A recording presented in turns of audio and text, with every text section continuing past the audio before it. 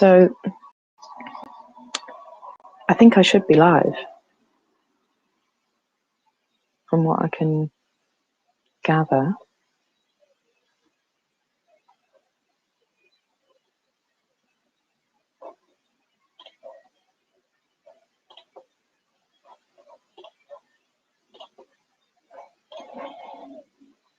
Now, am I live just on Twitch? Am I live on YouTube? I don't know. I have no idea. What I'm doing is, yeah, that's it. That's all we need to know. I don't know what I'm doing.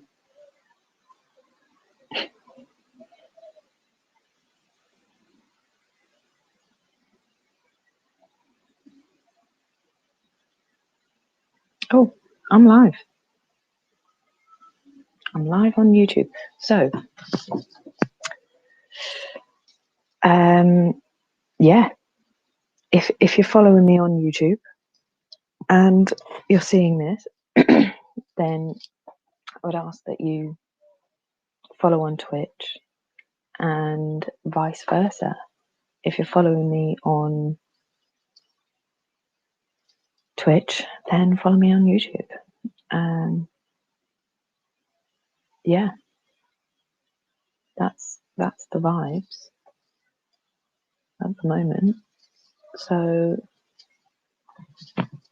yeah, I'll be doing a lot more live streams coming up.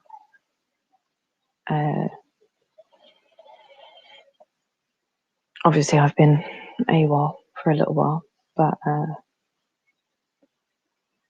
coming back, and yeah, it would be good to get some YouTube people on Twitch and some Twitch people on YouTube.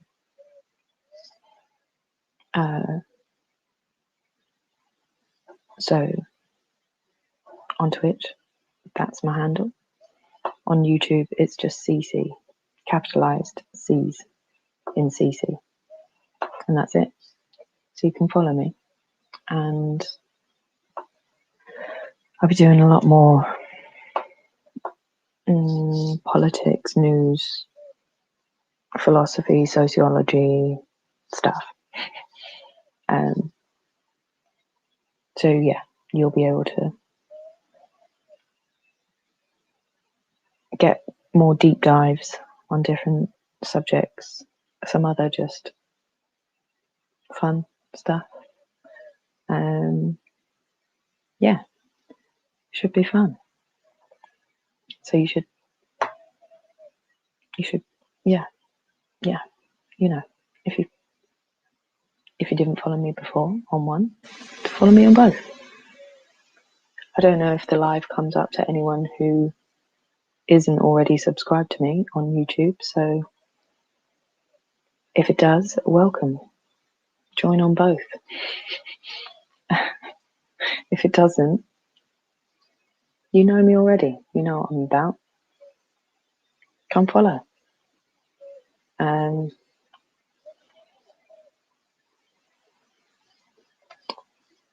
That's my recommendation. Come follow me. Come follow me.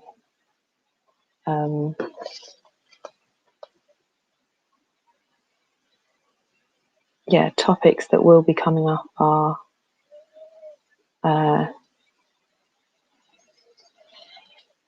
Dominic Cummings, because when doesn't he come up? I know my YouTube people will be glad to see that I've still not dropped Dominic Cummings as a topic a year on. That's still a big focus of mine. What else? We're going to play Spin the Wheel. No one apart from me seems to want to play it, but we're going to play it. We're going to play Truth or Dare. Someone will play Truth or Dare with me. And that's that. They will. What else are we going to do? Oh yeah, we're going to try and get on Ask a Philosopher. We're going to start a subreddit. That's going to happen. It's coming. It's in the works. I just need to get calmer first. What else? TikTok. That's going to happen. That's going to be a thing. It's just, for some reason, TikTok doesn't really want me to get a new account, apparently. It's making it very difficult. Unnecessarily, some would say. Some being me.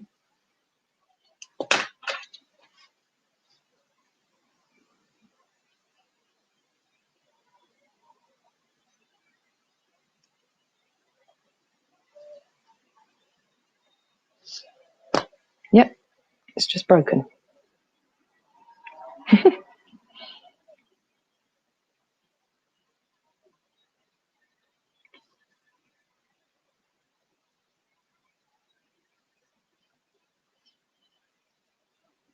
Aha. We got there eventually. Okay.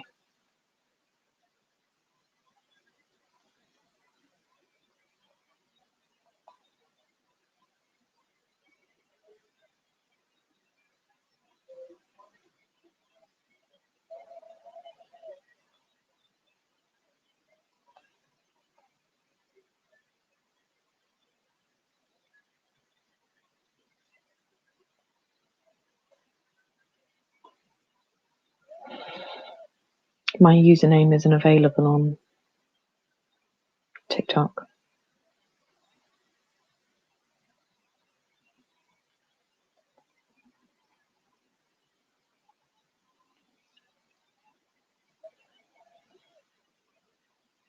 What about?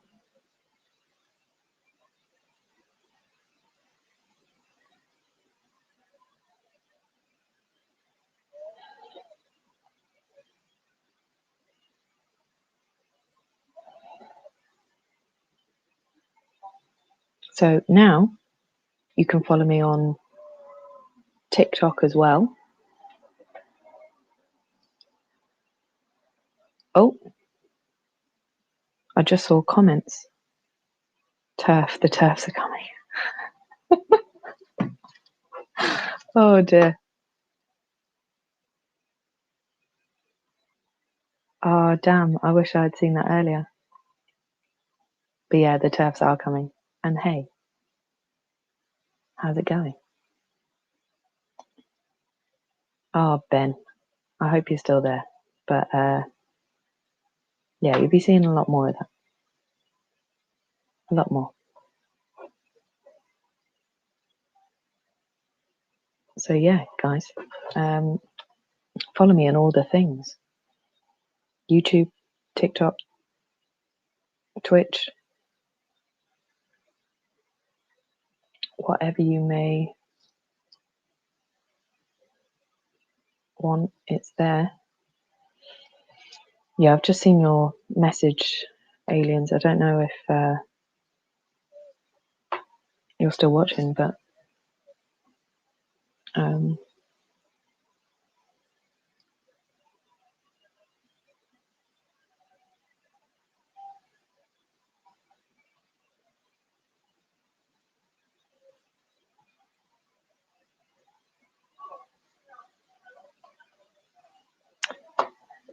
yeah.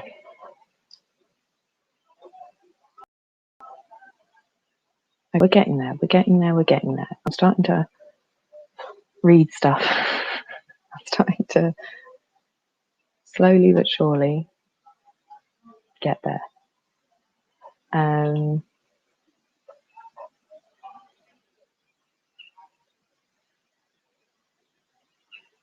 Yeah, geez. This is... What's that? No, don't want that.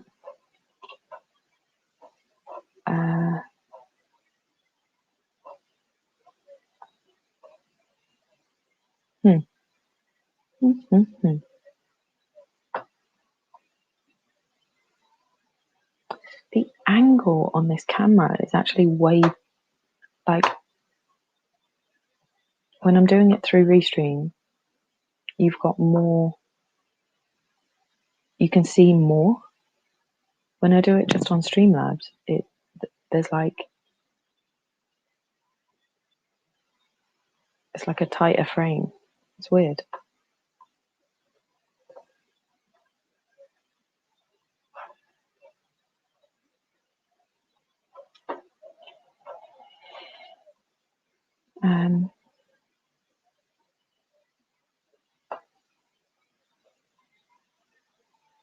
Okay, so it works to some extent. It works, right? Now the only issue is if I want all of my graphics to come up, I have to do it just through Streamlabs and just through Twitch. Hey. But if I want to stream on multiple things, then I'm going to have to do it this way.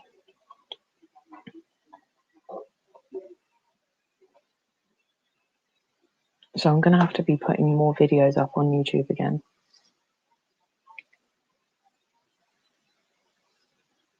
And doing this, I think.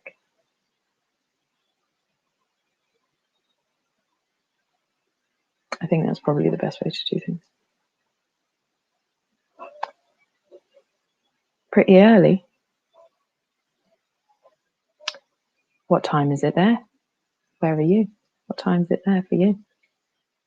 It's middle of the day here.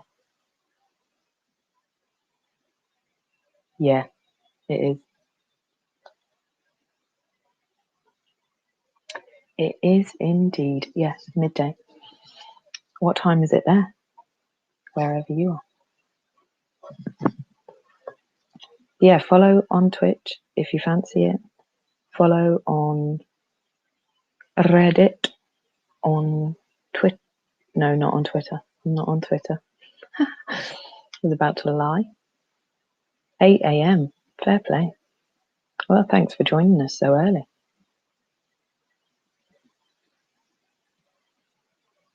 Early on.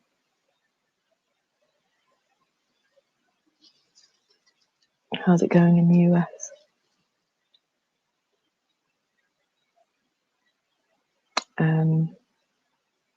Yeah, can't thank you enough, aliens. Thanks for the help with all of this streaming. Right.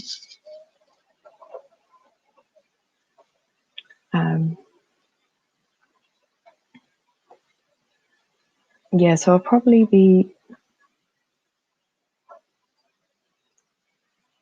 uploading some more sort of hot takes on YouTube, and I think I'll probably just do more relaxed talking on Twitch for now. And yeah, you know, if you don't like one or the other, that's absolutely fine. You can do what you're doing, you know. It's good keeping an eye on the vote audit in Michigan. I see. Let me have a look.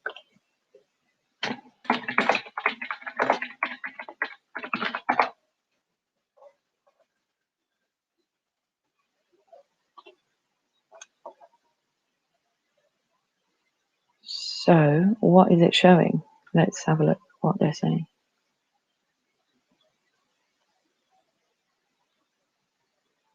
So, the audits examine the ballots, the machines, and the procedures. And what they're saying is that the election was the most secure in history, and the results are, you know, true.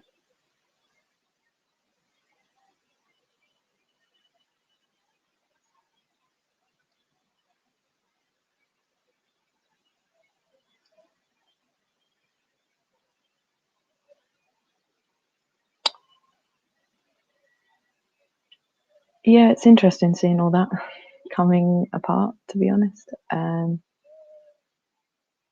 Because isn't Dominion like suing over the allegations?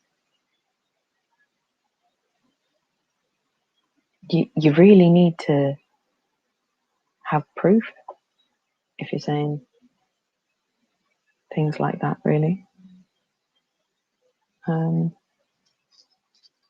Which it doesn't seem that they really had. And I think they kind of knew that.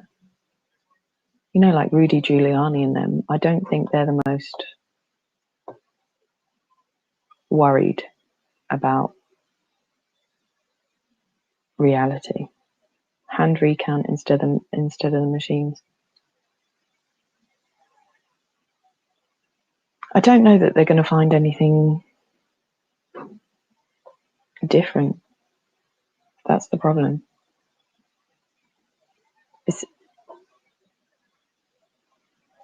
And even if they did, you know, the argument will always be made that the majority across the US,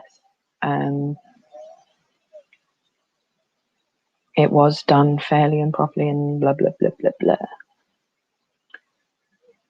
And yeah, I think it's quite hard to make the argument that it's not.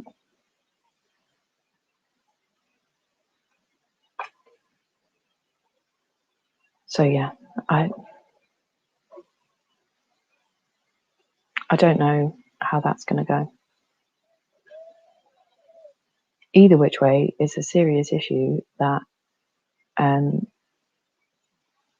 you know, two political parties can't even agree whether the election was fair or not. Like whether it was a valid election or not. That should worry people either which way, you know, whether it's valid or not, because it just shows that there's so little social trust.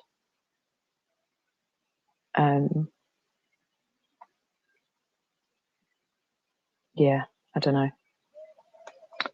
America's got some weird stuff going on at the moment, to be honest. I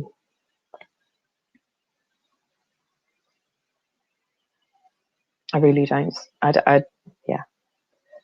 It's worrying times, I guess. Yeah, thanks, aliens.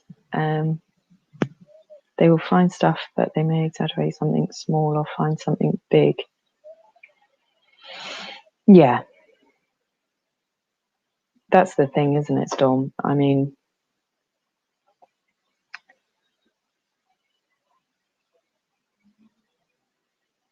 it's hard to know. It's hard to know, but either which way, it shows that there's a serious issue because the two main political parties can't agree whether the election was fair and truthful and open. No, it's just Cece on YouTube. I'll see if I can add text. There we go. I'll add it.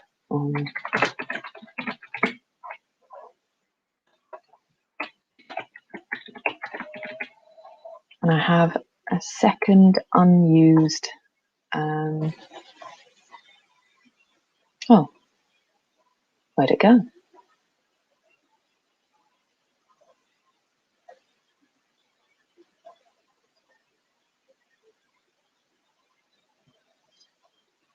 I don't know.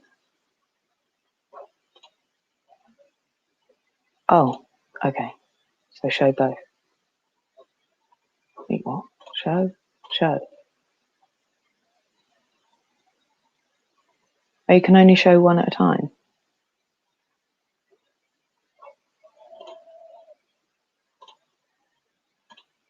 Is it?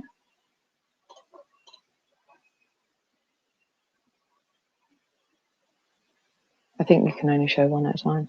But that's me on YouTube.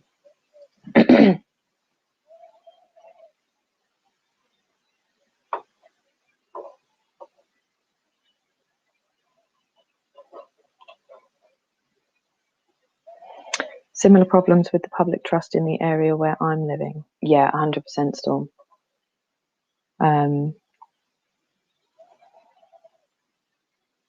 Yeah, I think we're seeing it everywhere though, you know? And I don't think COVID has helped with it.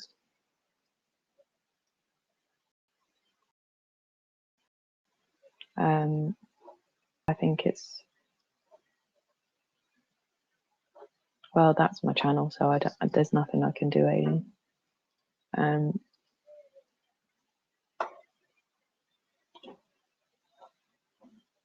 But yeah, Storm, it's definitely an issue. I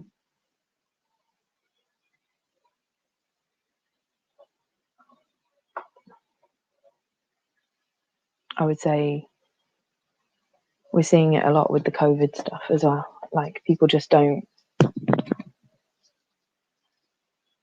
even know.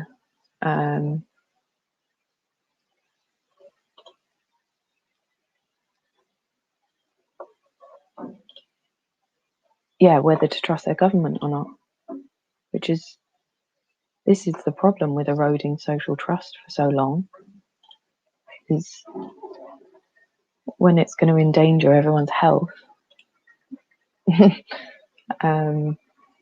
not trust the government. No one, you know, it's already too little too late kind of thing.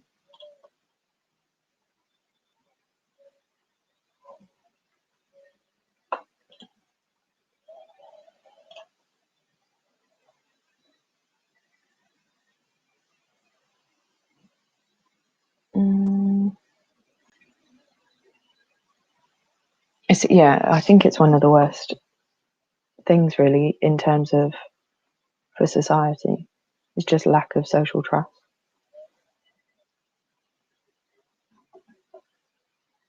I think also we've got a real issue where, you know, people on the right and people on the left generally like hate each other. I think that's a serious serious issue as well, because we can't have any sensible conversation anymore. I'm trying to link it, by the way, aliens. One sec.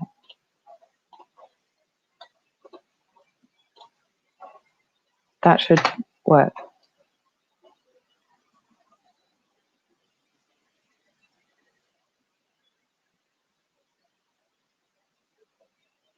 Yeah,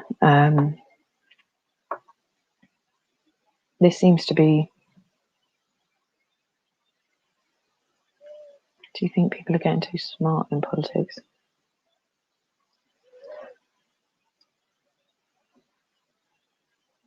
Yeah, I think so.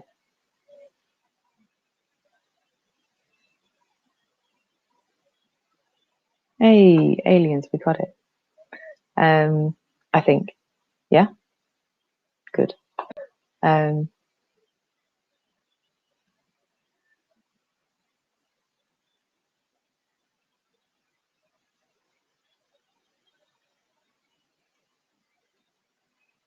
Yeah, I think people. I think what's been a problem in politics for a long time is this whole identity politics thing, you know. And as soon as you play into identity politics, what you're also, oh, sorry, aliens, I'm an idiot.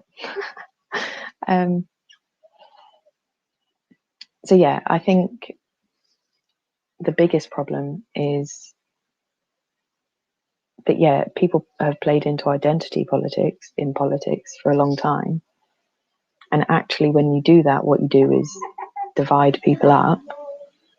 And the reality of dividing people up that much is that we are no longer like a solid voting bloc. Like, I don't think there is a solid right wing, conservative, libertarian only, like, voting bloc. I don't think there is that. I don't think it's as easy as that. Liberalism is a really good example of why I think this whole virtue signaling towards identity politics thing isn't working, because before, most people could kind of deal with liberals on a few different issues, right? Like conservatives could deal with economic issues. Socialists could deal with liberals on social issues. And now we don't have that. Like there's no bridging the gap and nuance. It's just you're a social democrat and so you're an idiot, or you're a libertarian and so you're an idiot, or you're a socialist and so you're an idiot.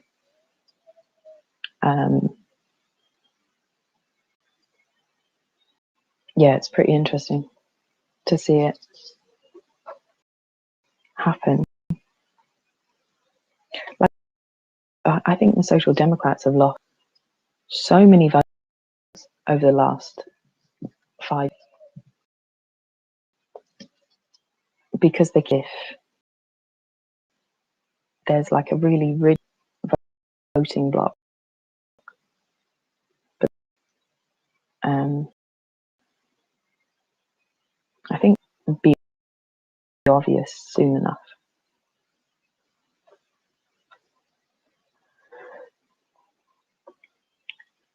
But yeah, I think there's also the thing of like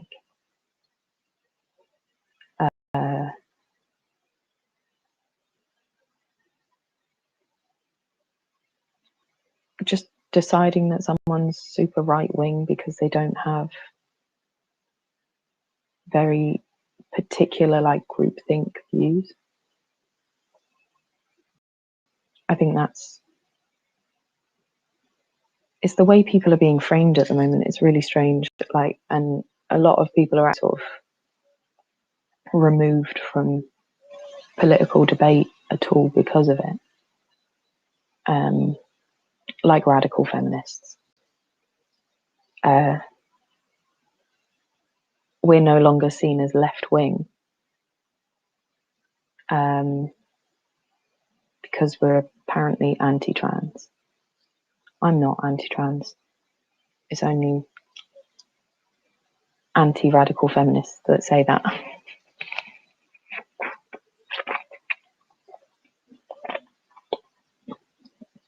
But yeah,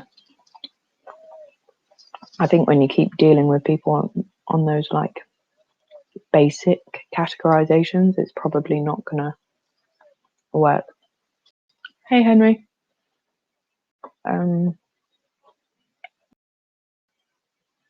Yeah, it's very unfortunate.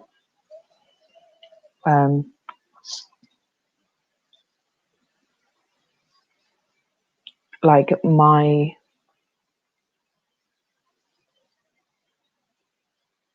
some of the debates that I've had at university recently, like at master's level,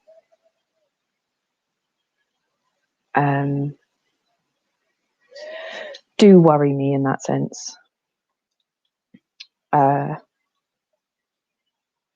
Because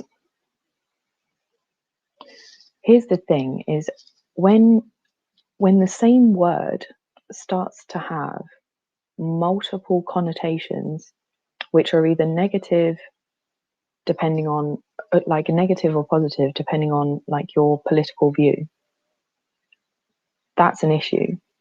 So like, hey, thanks. Yeah, we're starting up again.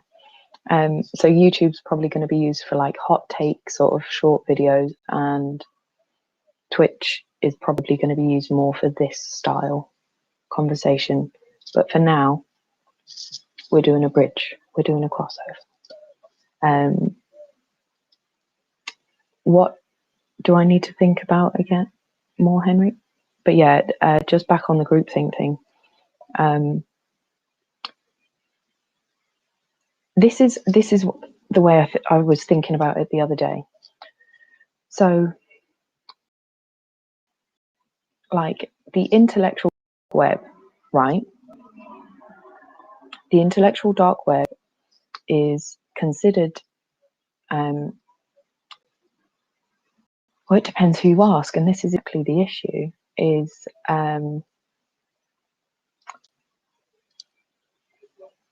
so if you are a super lefty person, or the people that I'm at university with, all of the people that I had a conversation with this of this kind with had the same view, which was intellectual dark web. That is Ben Shapiro, some other really extreme, like Nazi, and Jordan Peterson. And they were like, it's super right wing, it's extremist, it's Nazi, it's all of that. But for me, the intellectual dark web is made up of like Weinstein brothers, Lex Friedman. Yeah, I mean, kind of Ben Shapiro, but he's not an intellectual, so probably not him. You know, like actual academics, stuff like that. Like that's what I see the intellectual dark web as. And so when we were trying to have a conversation about that, it was just awful. Like it was really bad. Like they started literally people who follow the intellectual dark web as barbarians and idiots and stuff like that. And I was like, what? You're not even trying to understand people. Like, blew my mind. So yeah, it's actually what's making me think I'm not going to be an academic, to be honest, is exactly that. Because I can't find my people. I'm sure they must be out there. I can't be the only person with my views at university, right? But I can't find my people. I don't know where they are. Maybe they're hiding in the shadows. Maybe they're scared to talk. But I don't know where they are.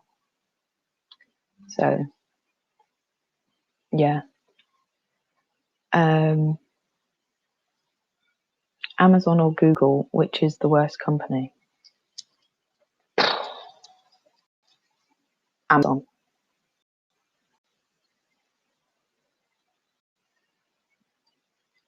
Amazon. Am I going to justify that in any way or just claim it?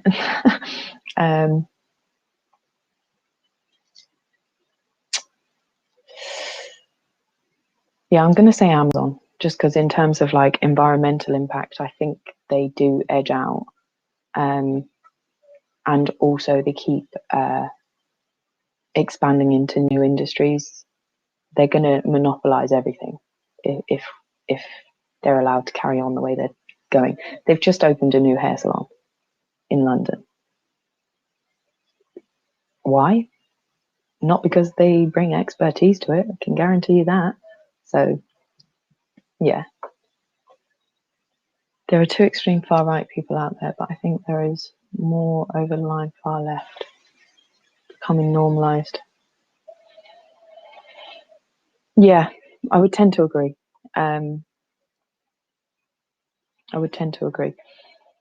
Mainly because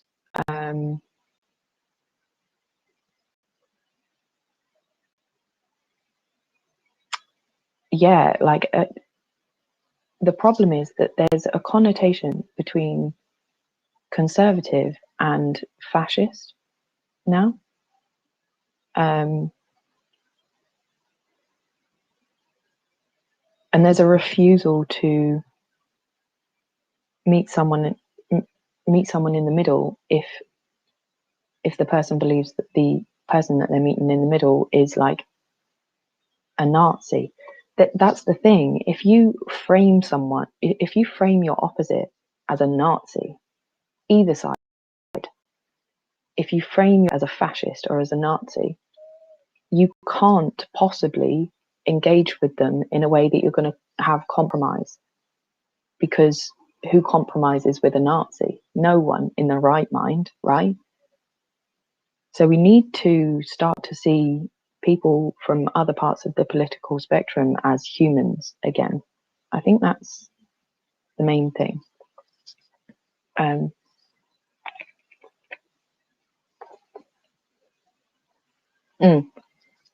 Yeah, I agree, Anon.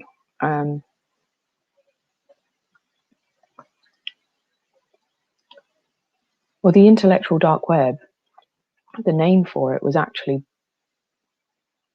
actually came from the people who identify themselves as the intellectual dark web.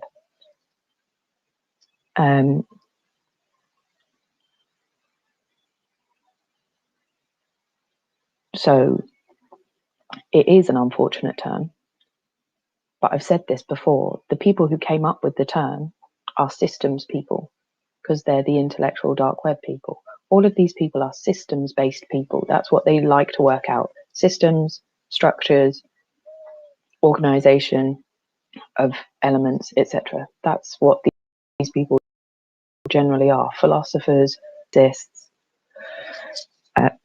engineers. That's generally who they are. So not salespeople. They're not good at coming up with terms or, you know, marketing themselves or whatever. They're not good at that. What they are good at doing is having open and fruitful discussion.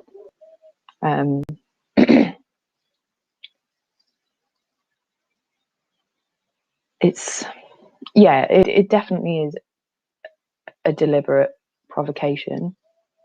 It probably also stems from some arrogance and ego as well, because don't get me wrong, I like the Weinstein brothers, but fuck me. Like, arrogance is high with Brett, for example.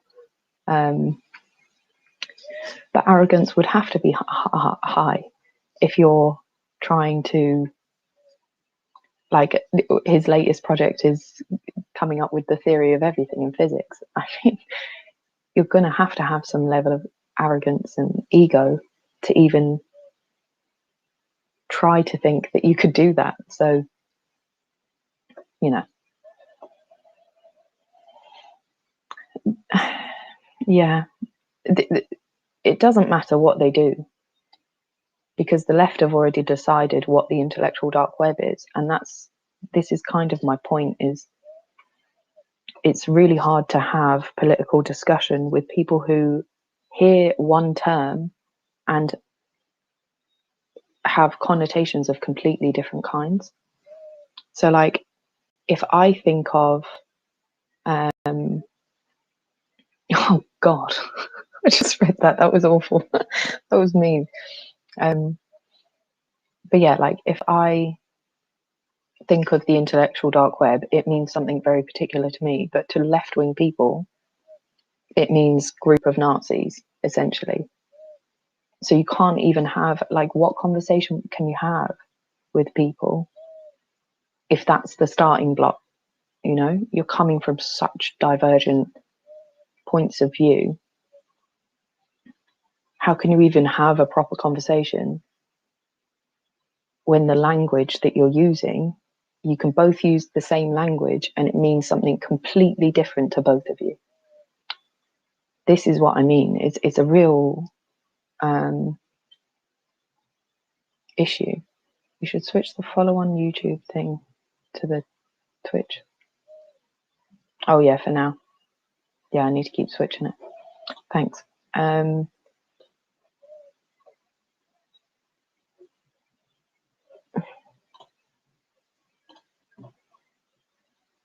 we go.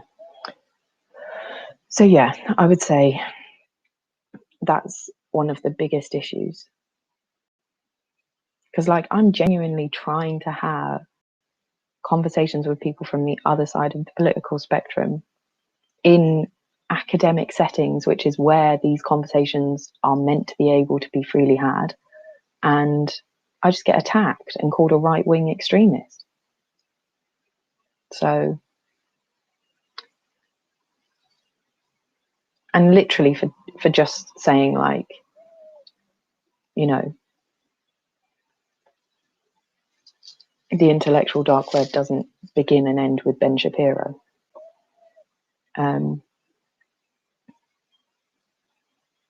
It's actually unreal. Psychedelics cut through a lot of that nonsense. They do. That's why it shocks me that the left is so... Because maybe we do just need a summer of love again.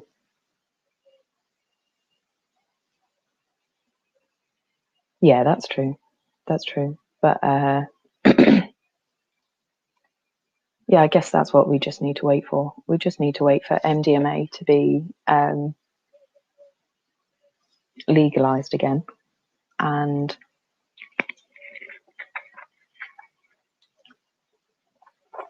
we all just do some like Burning Man style festival. Boom. That's the thing, is like, realistically, we have a lot more in common with people on the other side of the political spectrum than we do with the people in charge of the political system. So we really should try and bridge some gaps. And the left should be the ones saying this the most, because the left also are aware of like class consciousness, the need for that,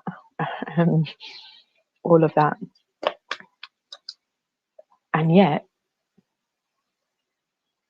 they're all up for the division, which makes no sense. There you go.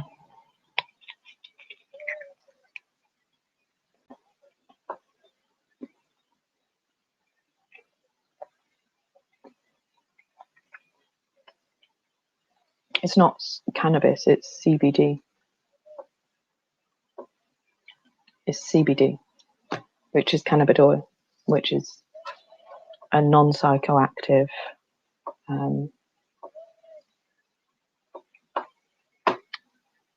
extract from cannabis. But yeah, just because I like CBD, off it.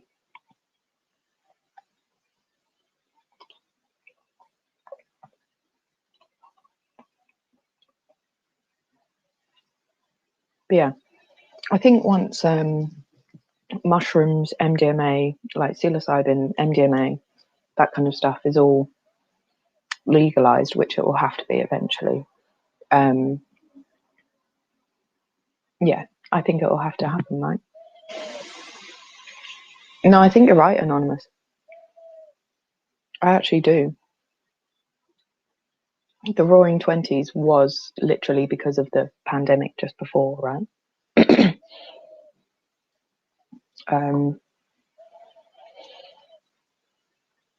Yeah, I don't know. Should we be advocating for that, really? Because didn't a major depression come just after? No? Or have I got that wrong?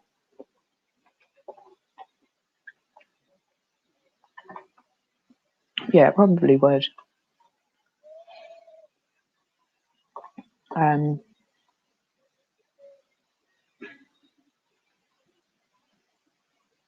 Yeah. I mean, genuinely, that is what we need. Because look at what happened as soon as the Summer of Love ended. Fucking Thatcher, Reagan, all of this crap. Neoliberalism, privatization, individualism. Like, yeah. 1930s depression. Okay, so I was right. So yeah, maybe we should. Yeah, I don't know. Maybe be a bit careful about advocating for a boom. Yeah, aliens. That's my thinking. There's so many studies at the moment that show that it's just excellent. It would kind of be ridiculous not to. 20s was awesome. Sure. But they did have a lot of drugs available then that we don't have.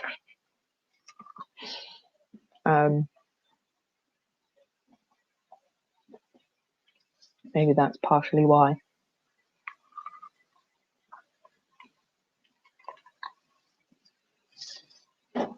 Maybe they will. Maybe they'll end up legalizing weed and mushrooms everywhere for like 10 years just to calm us all down. And then they'll be like, yeah, no, we need a productive society again. We're going to make it illegal again. I wouldn't even be surprised at all. So, yeah, would not be a shock.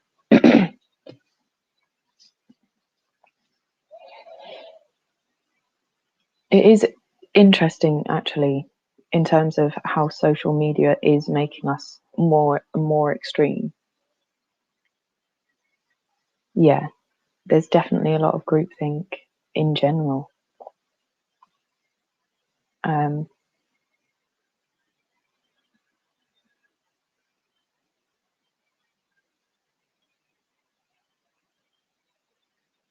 Yeah, it's definitely, yeah, it's a problem. Like TikTok, for example, I get recommended particular things because I've viewed and engaged with particular things. So if you're in that mindset where you're like angry and reactionary, all you're going to get shown is things that are going to make you more angry and reactionary. We already know this is the case with like Facebook and whatnot. But I'm thinking in terms of like kids growing up, TikTok's one of the biggest apps for kids. And kids are kind of being taught, not on purpose. I'm not saying this is a purposeful thing. I'm just saying it's a side effect of the algorithm and everything that we've got. Like, it seems that kids are going to be the most extreme adults in the future because of social media. You only see what you already know about, essentially. So the worry for me is that we're going to have generations and generations of families that just have the exact same views and don't sort of go outside of that, because I would imagine you'll probably see on social media the same kind of views as whatever your parents have taught you is socially acceptable. And so you'll go through life growing up with just those views being shown to you. And I think that could be a serious issue.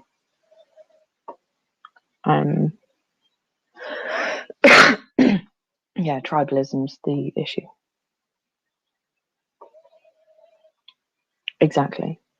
Could be that in the nearest future.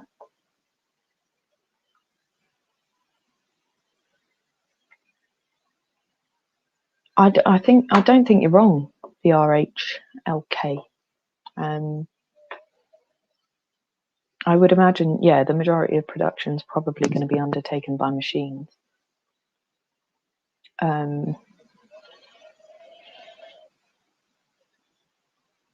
Yeah, I don't. Exactly. I mean, yeah, maybe we do extinct ourselves. I'm not 100% sure how that goes, you know. To me, it kind of seems like we're on the way to WALL-E, you know. The rich are just going to fuck off to a different bloody planet, and we'll just be left on a planet full of rubbish that's sorted by a sad robot. I guess that's it. I guess that's the future. But yeah, I don't know. I honestly, I'm quite baffled by the world at this stage. So I don't know what's going to come, but I don't see it being particularly good. That's the problem. I think things are going to get worse before they get better, unfortunately. But I said that this time last year, and then, you know, things got way worse. And things still haven't got better. So,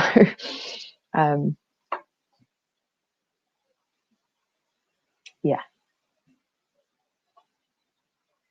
Bright future ahead. The evidence doesn't show that. You have no evidence for that. That's the problem. A nice way of thinking. There we go. 50 to 75 years. Yeah.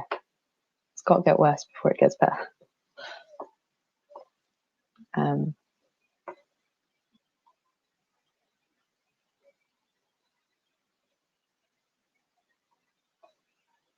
Yeah.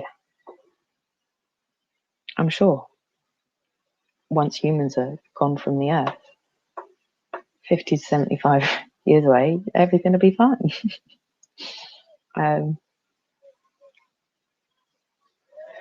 Yeah, I don't know.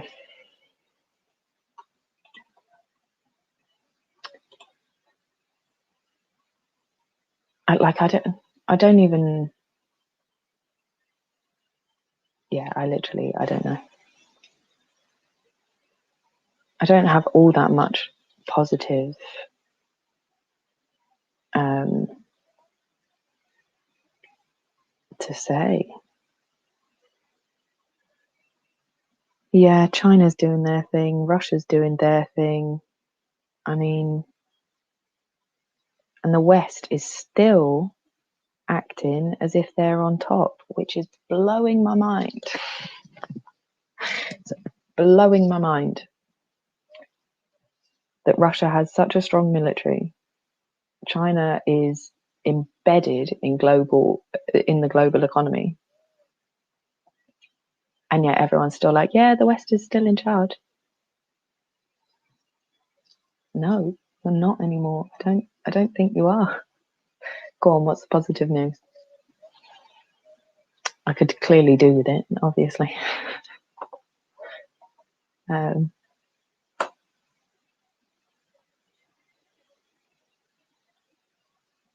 What's really annoying me is that citizens of different nation states are being told that their governments are fighting against some oppressive government, but actually all of these governments and all of the rich people in all of these nation states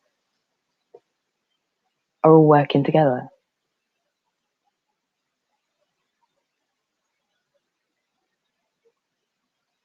Heading east where it's safe. I see.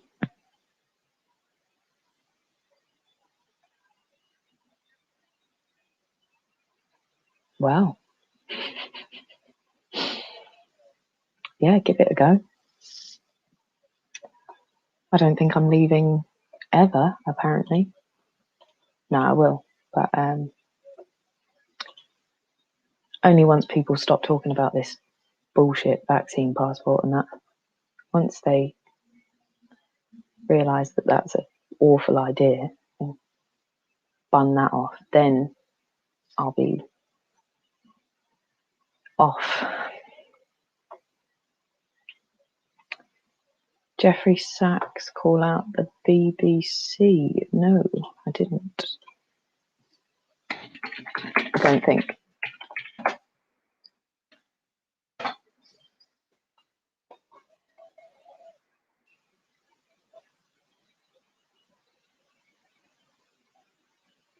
Oh, okay.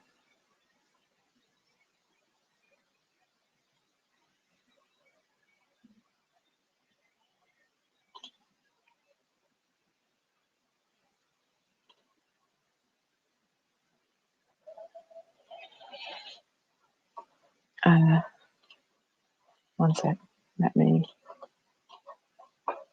I'll share screen.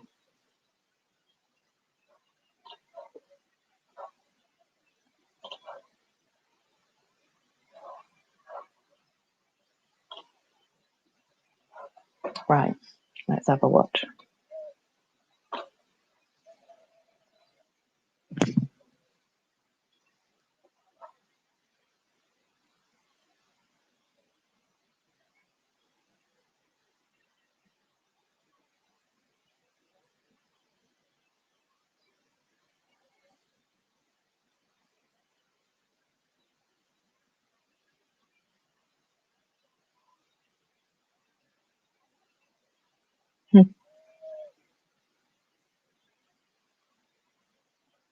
I mean, it's a good point.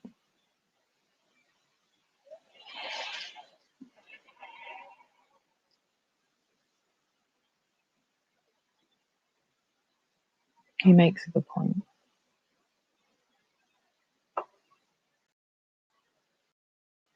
I mean, America's been engaged in war 3 years since it's existed, so it's the most war-engaged country of the modern era.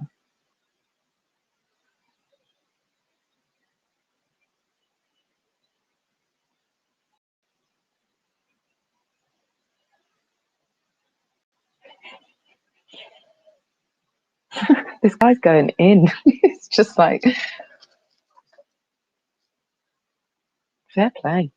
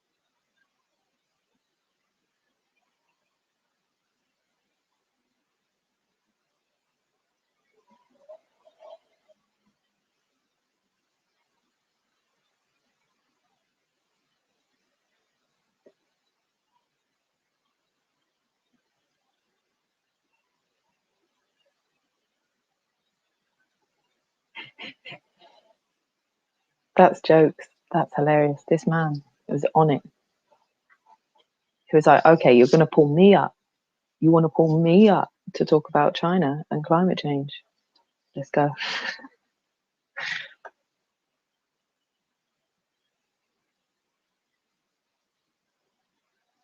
Fair play. I mean, your man's right, isn't he?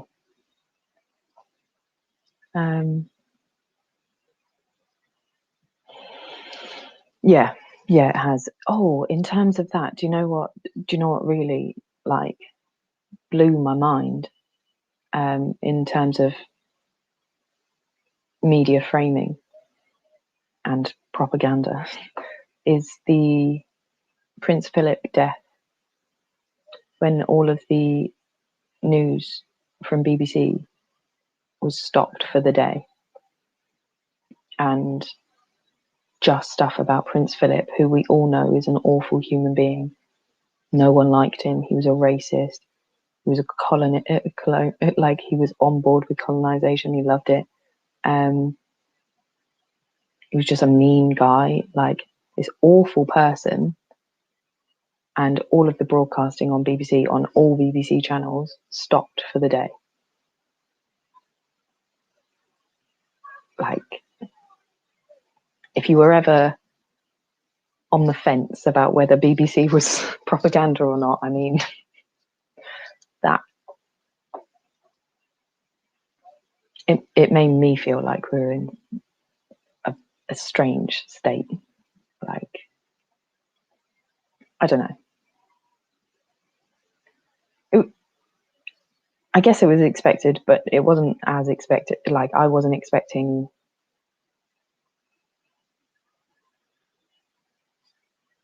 it like that kind of response for when, you know, we're about to get bombed or something. That's an appropriate response to change all state programming. But for some old guy who died, yeah, I'm quite glad there was public outcry. That's the thing, because that's a bit fucked. Like, that's actually fucked that they would do that.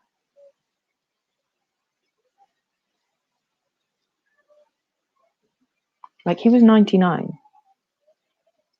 That was when the British were strong when he was young.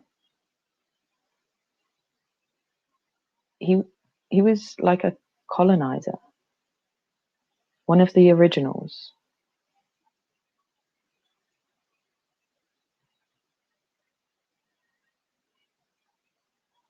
Yeah, it's just it just seems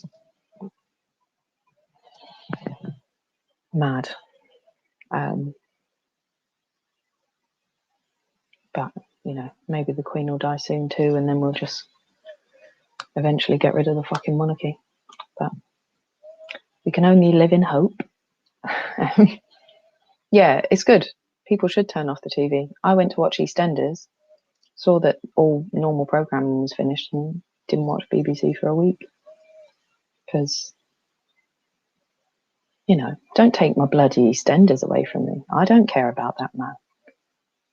I do care about what happens with Whitney and Grace on EastEnders, though.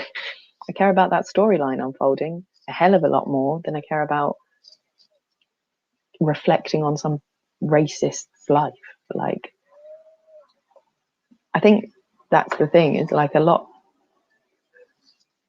Maybe the makeup of who is in the UK is changing a lot. You know?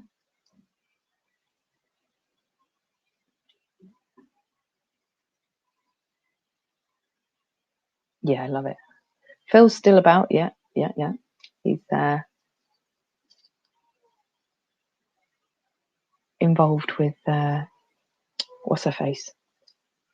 Kat Slater. Hey lover, how's it going? Did the screen sharing not work when I did it? I only did it for a little bit. Yeah, fair. Good to have you here anyway. But yeah, I love the EastEnders. Love it. It's good fun. It's absolute trash. Like, it's absolute trash. And I love it. Like, I really do.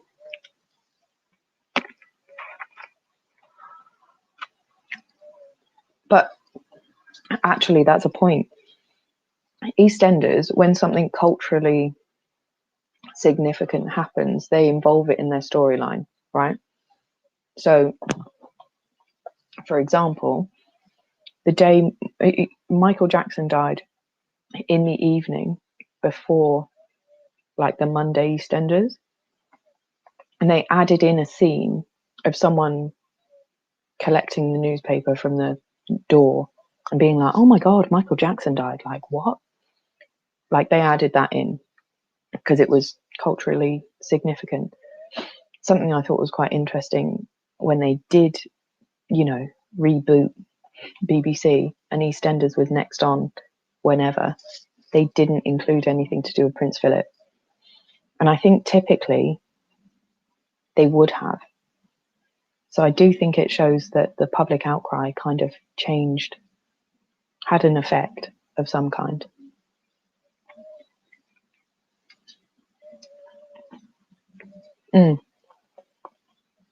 That's it, I think. The government and media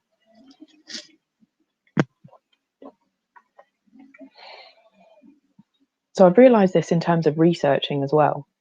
Do you know when you're researching public opinion in the UK, the people who are responding to UK research, particularly to census and to just, you know, door-to-door surveying for the Research Council and stuff like that, the main respondents that you get for that are 55 and over. So all of the research that the government funds actually only reflects over 55s in the UK and their opinion. Like the most recent wave of the British Social Attitude Survey from 2019 shows that a very small amount of people use social media and the internet to access news. But in reality, the respondents, the majority of them were over 55. So they're not going to be using the internet as much. But that's not representative. And I think that's generally it. Voter blocks and research respondents are generally old. And so that's who they're appealing to with the media and legislation and stuff. But that it's not going to work, I don't think, because it doesn't reflect reality, and people are really, really starting to cop on and be vocal. So I'm also thinking that digital research being used by government institutions should probably help address that a bit. But the government seemingly want older respondents for their research, so we'll see.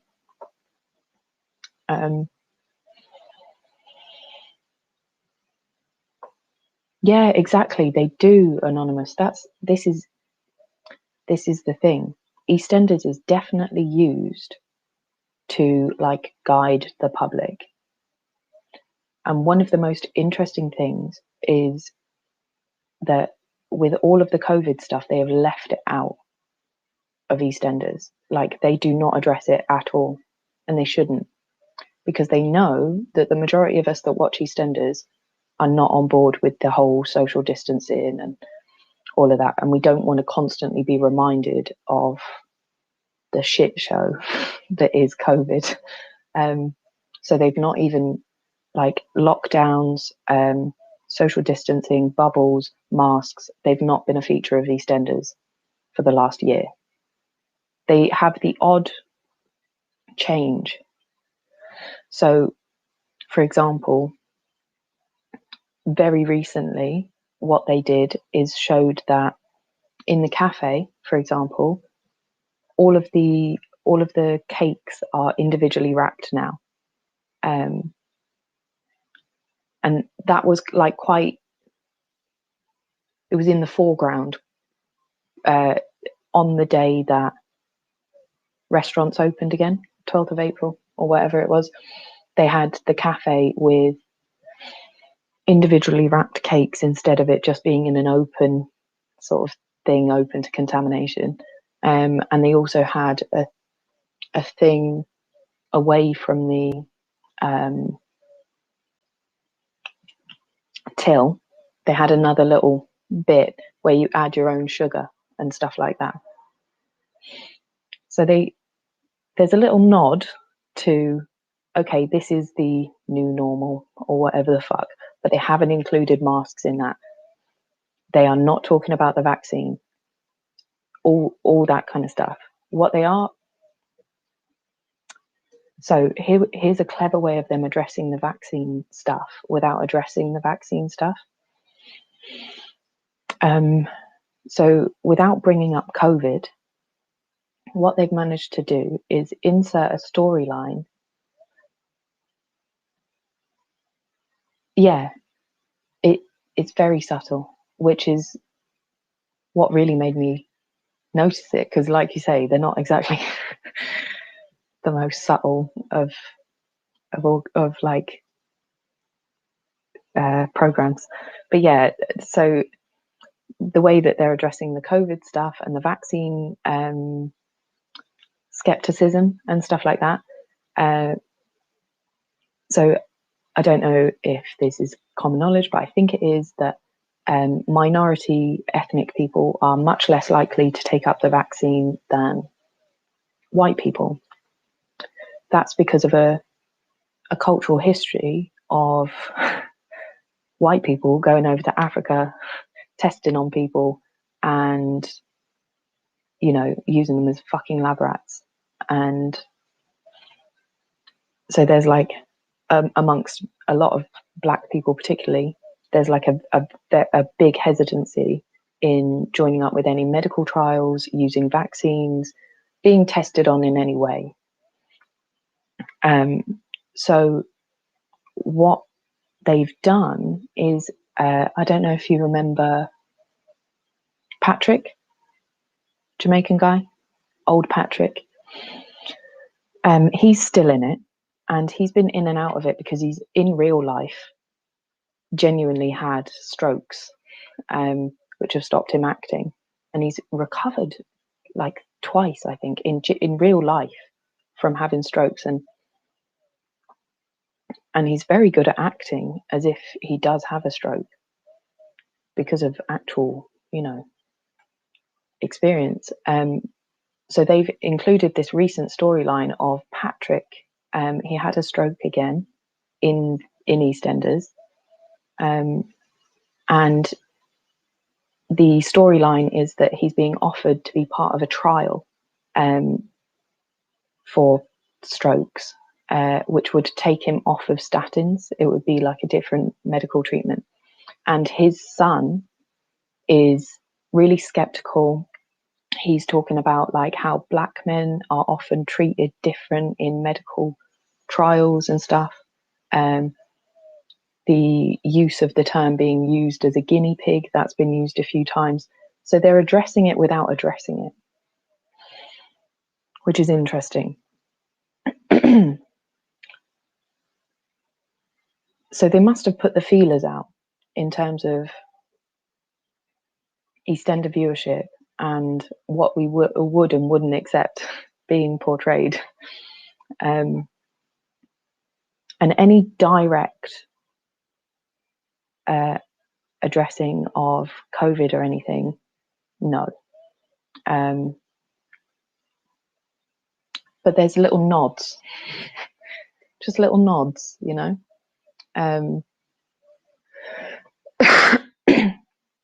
So yeah, it's actually pretty good in terms of trying to work out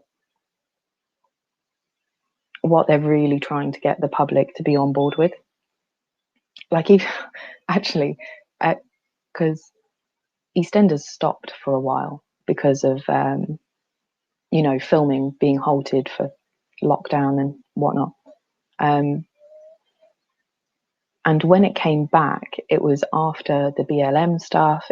Like lockdowns had happened, all sorts. I mean, the world was going mad when EastEnders came back, and they must have realised that, like, they obviously put the feelers out somehow, to see what they were going to be able to bring up in storylines and what they couldn't.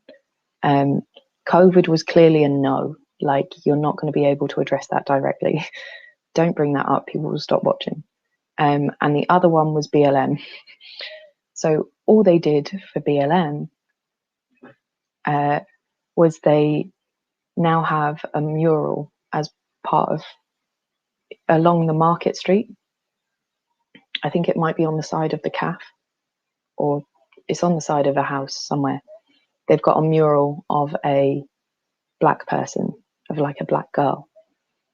And that was like a little nod to the, oh yeah, There was shit tons of protests all across the world about BLM, and that's it. That's all they did. They didn't address it directly. Nothing. It did seem like a pretty good way to introduce the like medical skepticism and like racialized elements of all of that. It's a good storyline. Don't get me wrong. It's clever. But yeah, EastEnders is definitely a room to analyze. Like, what are we expected to accept on a societal level? And from EastEnders, it is vaccine, and some changes, like with regard to COVID, some changes with regard to like consumer practices in terms, but they beyond that they're not doing anything. Imagine if they tried to bring in a vaccine passport storyline, people go fucking mental. I really don't see it going well. Yeah, it is. It's exactly that. That's what EastEnders, just a little nudge. It's just nice, isn't it? That's what it does. And this is, so really I should probably watch Coronation Street and as well, because EastEnders is, and generally an older audience. The Oaks is for the younger audience, and is for Northerners, but older. Emmerdale, I don't even know who that's for. I don't know who that's for. But they do all kind of nod every now and again to like social issues. It's interesting, 100%.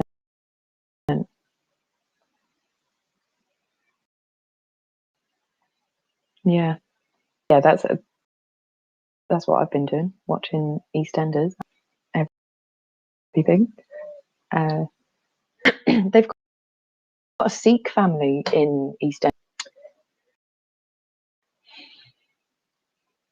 a crime family. I found that added element recently. They came in initially as addition to the Mitchells, and now the only way that they would be accepted into the EastEnders storyline, they're working alongside the Mitchells.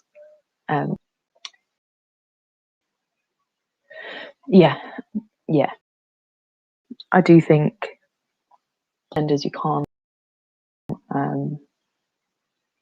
you can't push it. You really can't. They tried to introduce, a couple of years ago, they tried to introduce a storyline with a Polish guy. Didn't take off at all. And they even set up like a new shop, like Polish shop, as part of the high street. And no, I think it had like four episodes that it featured in, and then they got rid of it. I think his name was Stavros or something, and they tried to make him and Shirley like a future couple. And I don't think the public reception was great because they got rid of it straight away. BBC in general is losing a lot of support. Like, they even got back BBC Three recently because they knew, like, it's they're losing too many people. That was their biggest mistake, to be honest. in terms of priming future viewers, BBC Three was the way to keep people engaged, and like young people. And now young people just don't see the point in the BBC. So yeah.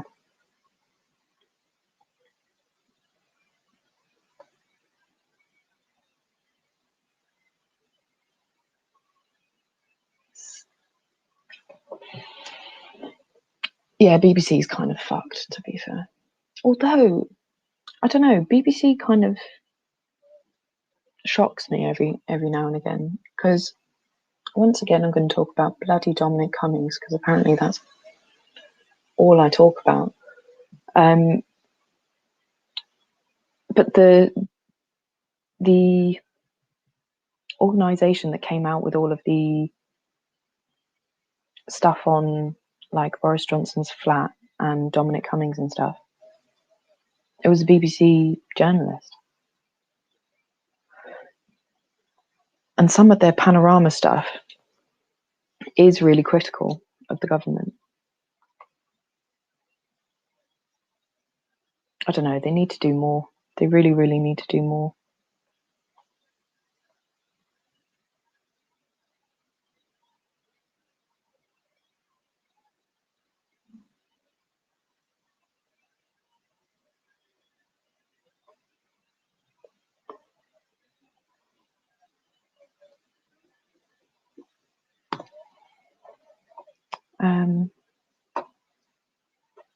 Yeah, so this is good. Anyway, being able to stream in 2 places, quite happy with that.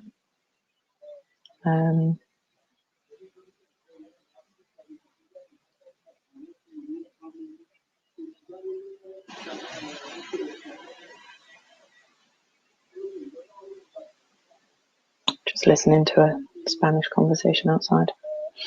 I've got a new person moving into my house today, so I want to see what they're like.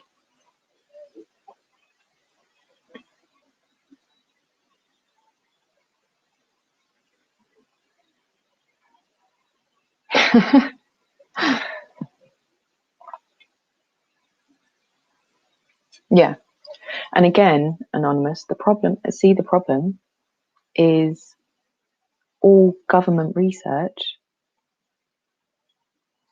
mainly responded to by over 55s. So none of government research and most publicly available research does not show that. Like the fact that, you know, most media sources are dying. This is also like a sociological phenomenon.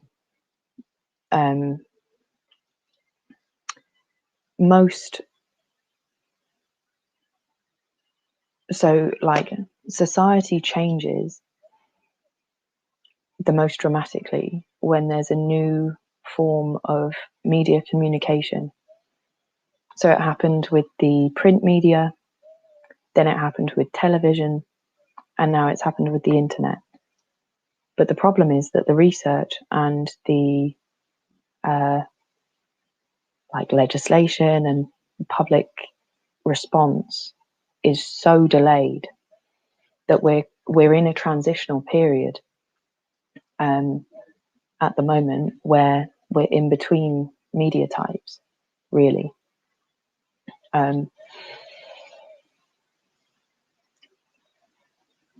So that's an issue in itself.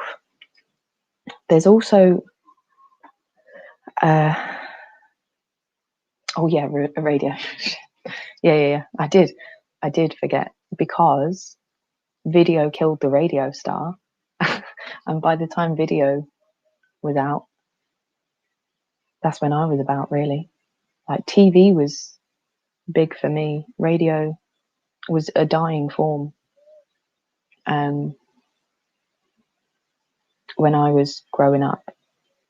Like I'd listen to the top 40 on a Sunday if we were driving back from somewhere.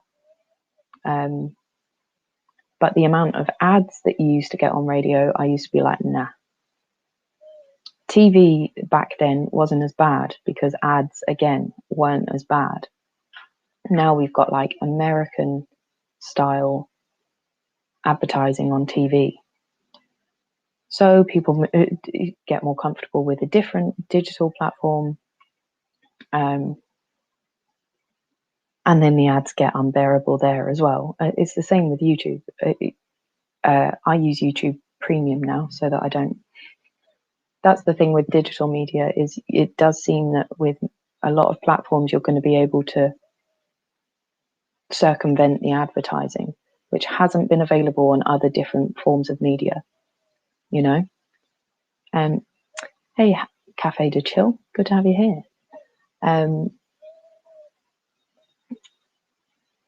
Yeah, so that should be an interesting feature of digital media that we can't really account for at the moment.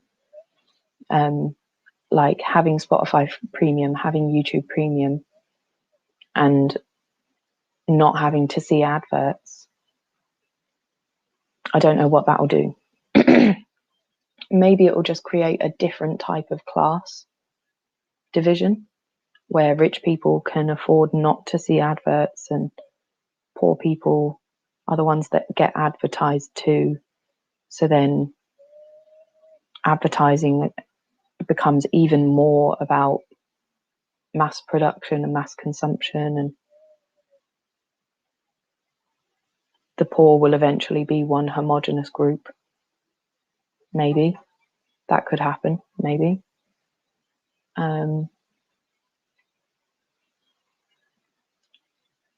But definitely the media thing is, it's a big deal, actually. I have to write an essay on it, actually, in the next couple of weeks. But yeah, I think the biggest issue is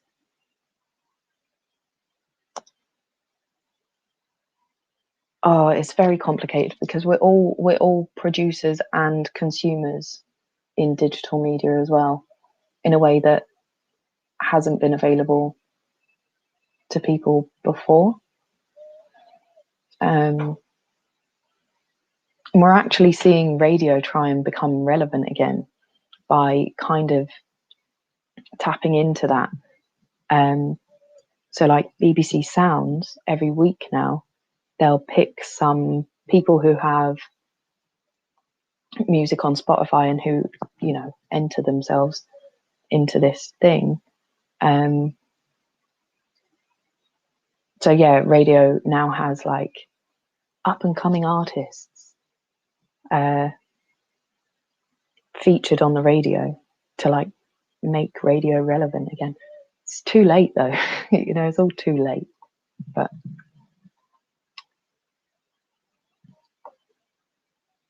yeah, I think it's hard not to become conspiratorial when you look into the media's role, and the media's relationship with the government, and how reliant on advertising all media has been up until now. Because digital media now doesn't necessarily rely on advertising. And I do think the option of having open source stuff should change things a little bit. I think all other media forms kind of, there was some sense of collectivism because you've got one source and it's going out to various different people, so you know that media is being experienced by more than just you. Whereas with this media, you don't have that as a guarantee. And I wonder what that does as well for the psyche. And is that why we're getting so caught up in identity politics, is because we don't actually see anywhere else where we are part of a collective?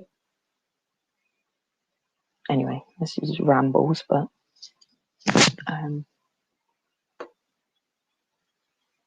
Ready Player One. I've heard of that, but I don't think I've seen it.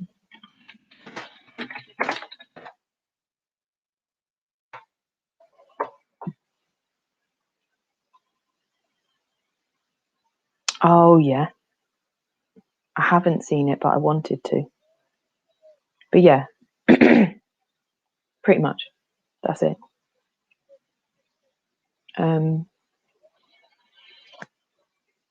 I also think, like, why are we all see Ready Player One? That's the kind of shit that makes me so skeptical of like Neuralink and stuff like that. I don't want someone being able to advertise straight into my brain and me have no control over that. Do you know what I mean? And that's what I think Neuralink and stuff like that would be used for. Advertisers getting a direct access to your fucking brain.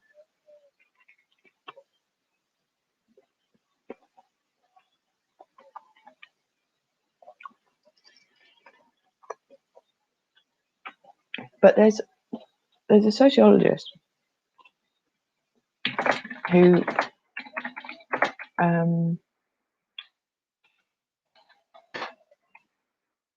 back in 1956, C. Wright Mills wrote about the power elite, right? And he was talking about how rich families had incorporated themselves, become societal institutions, controlled all the media, and controlled half of the resources in the country. Right? It's 100% a thing. Elon Musk's monkey. No.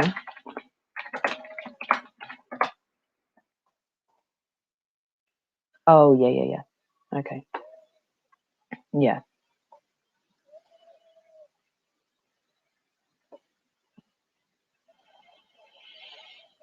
I'm not convinced at all. And neither is half the scientific community. A lot of people who have been doing research in these areas are very skeptical of Elon Musk's projects. So I think that should say a lot, really.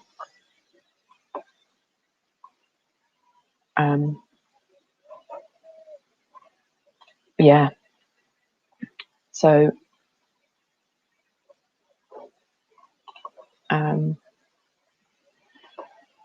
weird times. But yeah, media-wise,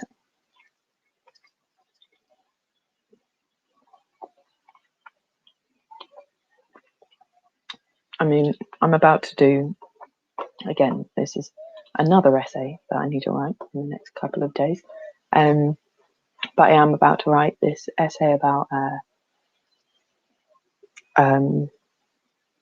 TikTok.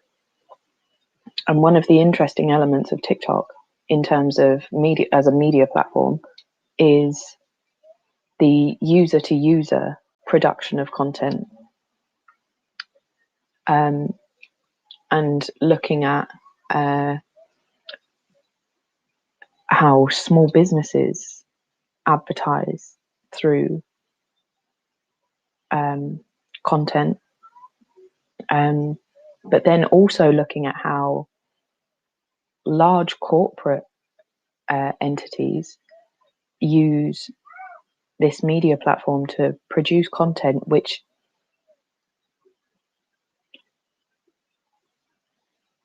which isn't corporate content. It's quite hard for me to explain. I might have to get some examples up and just run through. But it's interesting. Right. Sorry, but I really need to pee. So I'm going to have to...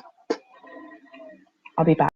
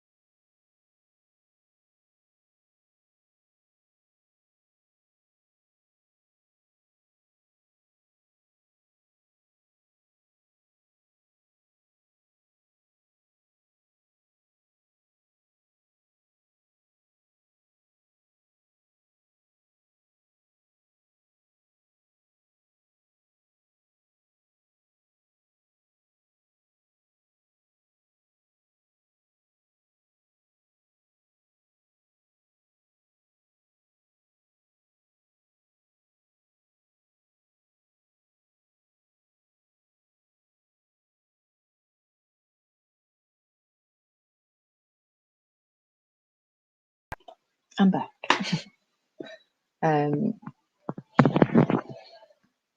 Yeah, I get what you're saying with the whole... Like, I'm not saying he's not an innovator, but I think we should just remember that that is what he is, not...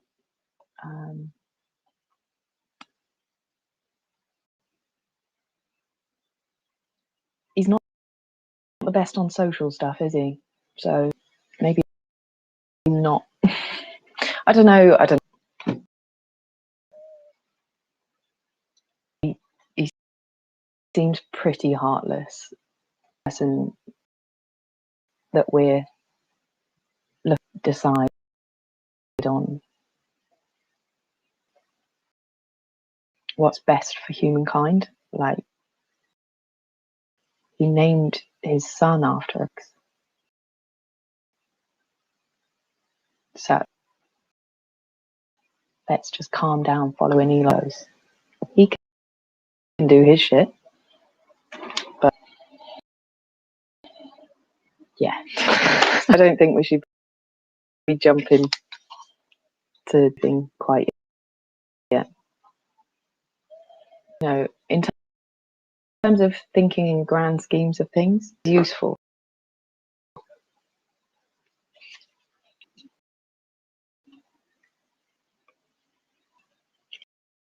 But yeah, I would want some checks and balances before just doing what he says. But yeah, you know. He said he made a rocket that lands itself. Has he had a successful land? When did he get a successful landing?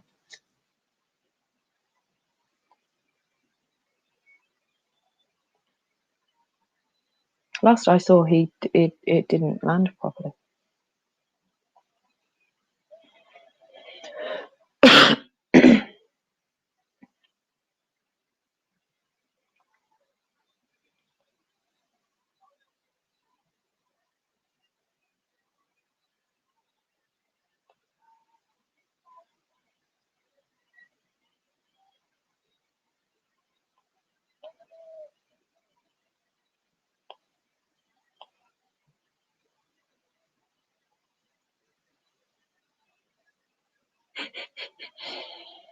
Indeed.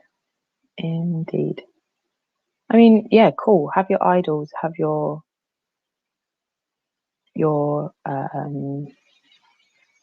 maybe idols was the wrong word.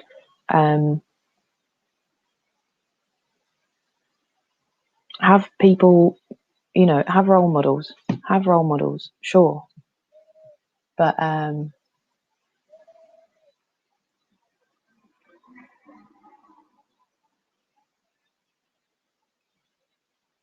sure, Lo, I get what you're saying.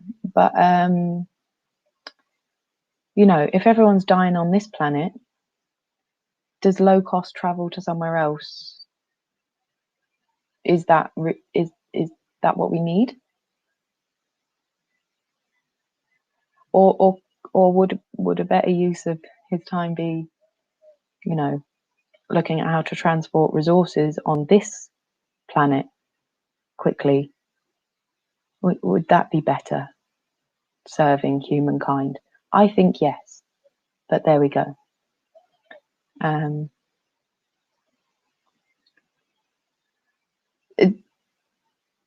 Again, I'm not saying that there aren't benefits to having Elon Musks in the world. We need Elon Musks. I'm not saying get rid of him and everything that he's doing and everything. But he named his son after his favorite plane. So let's just, you know, always bear that in mind. I think that's all. Yeah, and I know he's on the verge of getting a reusable self-landing rocket working. I get that that's a big deal as well.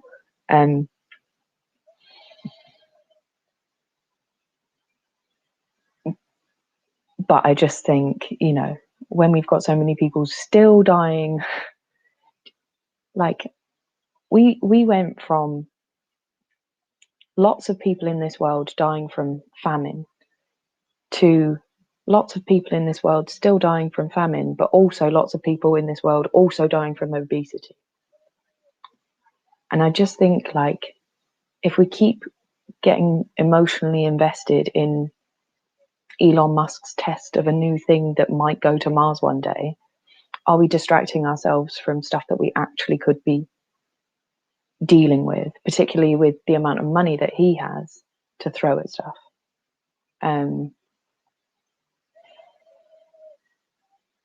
Yeah.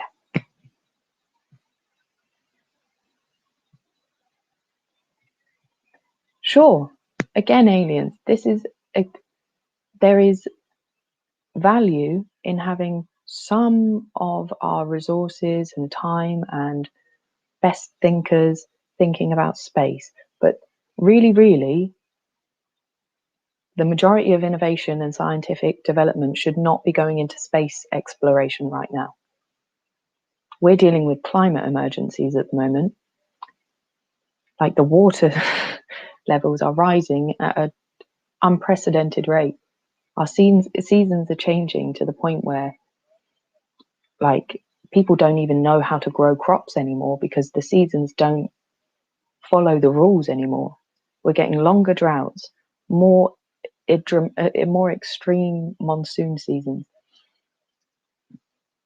These are things that we need scientific solutions for more urgently than we need scientific solutions for exploring Mars.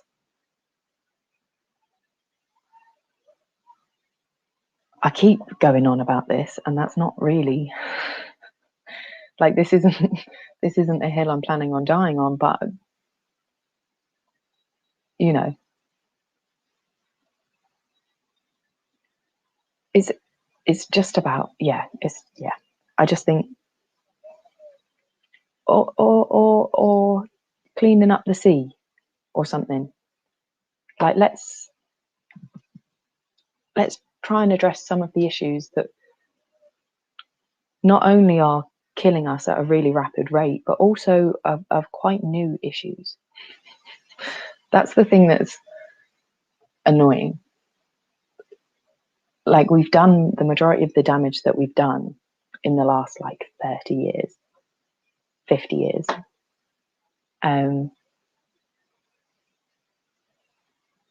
Yeah, I don't know. He definitely is. I get what you're saying. It's a good, it is a good distraction. But it is just that. And I think the other thing is that politically, he is framed as if he's like in opposition to Bill Gates and in opposition to Jeff Bezos, and he's not. He's the exact same person, just doing something slightly different. That annoys me a lot, that right-wing people are just on board with Elon Musk because he's presented as an opposition to the other billionaires that they hate. But he is the exact same thing, just in a different industry for now. So yeah, I think that's what annoys me. Yeah, it's bleak. Yep, things is bleak. But if we all keep distracting ourselves instead of addressing anything, it's going to be even more bleak, I think.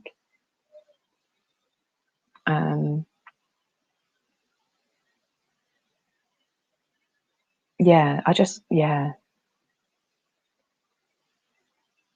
the other thing with Elon is I've seen people saying like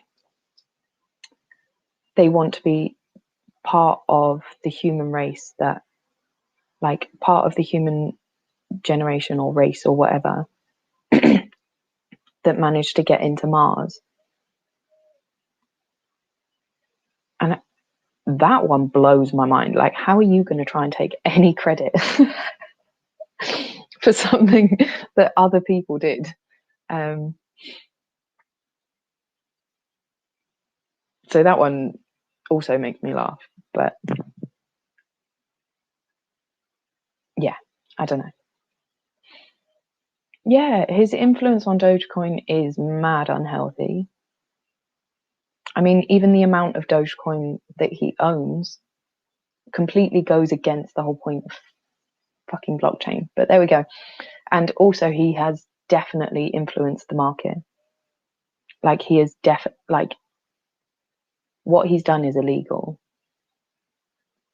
Or it should be. It's technically not. And the only reason it's technically not illegal is because he hasn't cashed in. So, you know, if you mess around with the stock market, if you use your influence to increase the price of something that you have stock in or that you own or whatever, the only way that that's federally illegal is if you cash out after you've influenced it. It's like insider trading, but the only way that you get done for insider trading is if you cash out after having made the move that made you money. So where Elon Musk keeps saying invest in Dogecoin, blah blah blah, whatever, and then it skyrockets, because he doesn't cash out as soon as it skyrockets, there's no legal recourse, apparently, from what I can see, which is crazy. Like, he's increased his personal wealth significantly just from the Dogecoin stuff. Never mind all of the fuckery with Tesla and everything else. Just with Dogecoin, he's increased his personal wealth significantly. And there's no legal recourse for what he's done. And all right-wing people will be like, oh yeah, go Elon, because he's seemingly presented as the right-wing billionaire. But he's just a billionaire. That's all he is someone with way more money than he could ever need. That's all. You know? So there we go. I suppose I'm done ranting about Elon Musk once again, maybe for today.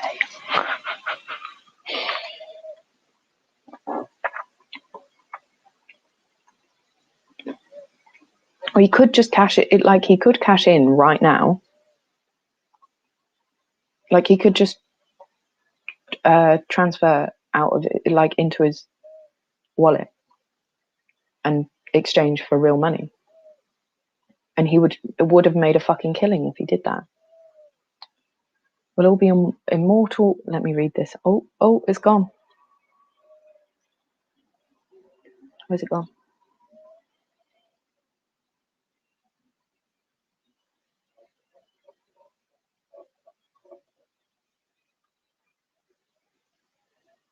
We'll all be immortal Martians soon anyway. Yeah. If you sign up to Neuralink, you'll be an immortal slave that constantly has to listen to fucking Tesla adverts. Great.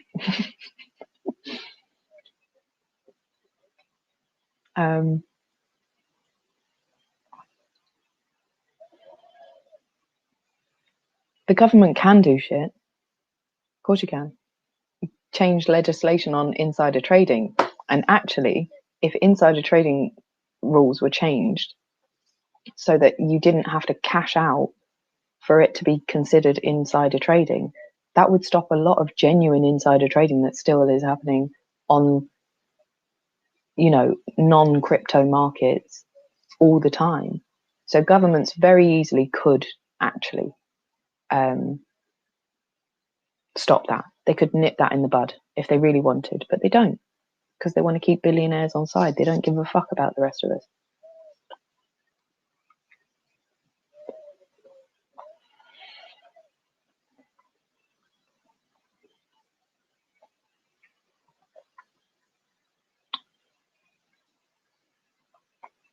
Yeah, what Elon's done is exactly the same as every other billionaire.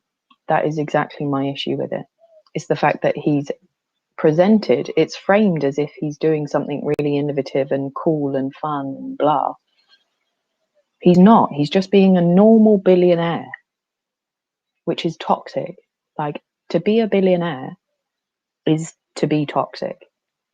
And yet it's framed as if he's doing something really cool and edgy, and he's not. He's just a billionaire getting more personal wealth for himself.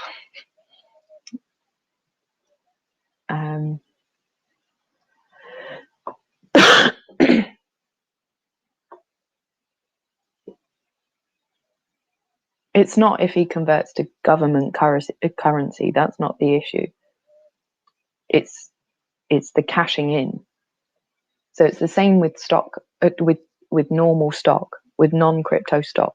So, for example, if Elon Musk said about Tesla, no, actually he's owner of Tesla, so that's slightly different. Trying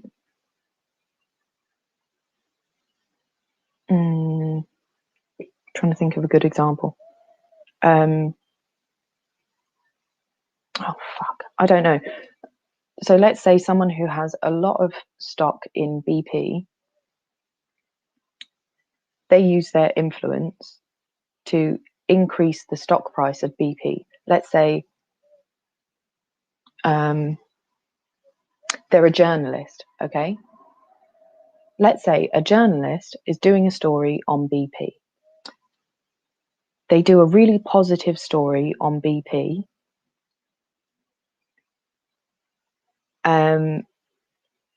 And they cover like how they're going to address climate change and whatever. They don't lie, they don't do anything. They just do a really, really positive story about BP, and then it gets shared really widely. It goes viral. It has a really good impact on BP's stock price. It increases the value of BP's stock significantly. Let's say that happens somehow. Let's say that happens. If the journalist then decided to cash out on all of the stock that they had in BP, that would be insider trading. If they didn't cash out and they just kept the stock as it was and just let it keep increasing in price and didn't cash out, that's not insider trading. That can be addressed. just by legislation. But they won't, because they love billionaires. They like the rich, not the poor.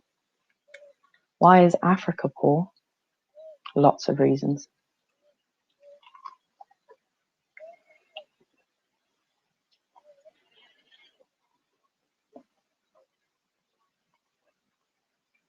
Crypto can be regulated. Look at Japan.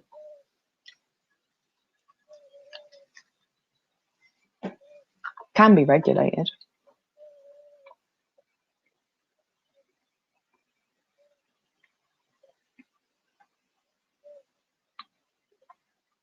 Yeah, that's it. Hey, BG.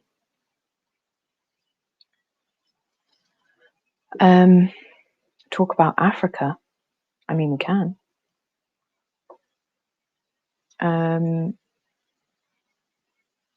Why is Africa poor was one of the questions, wasn't it? Yeah, that's sick. The African Economic Trade Zone. That's sick. Also, Ghana. Like, can we just props to Ghana for everything they're doing at the moment in terms of like taking back power? Sick. I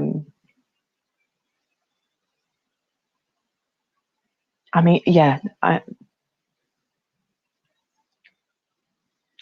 don't want to go too much into the African Economic Trade Zone.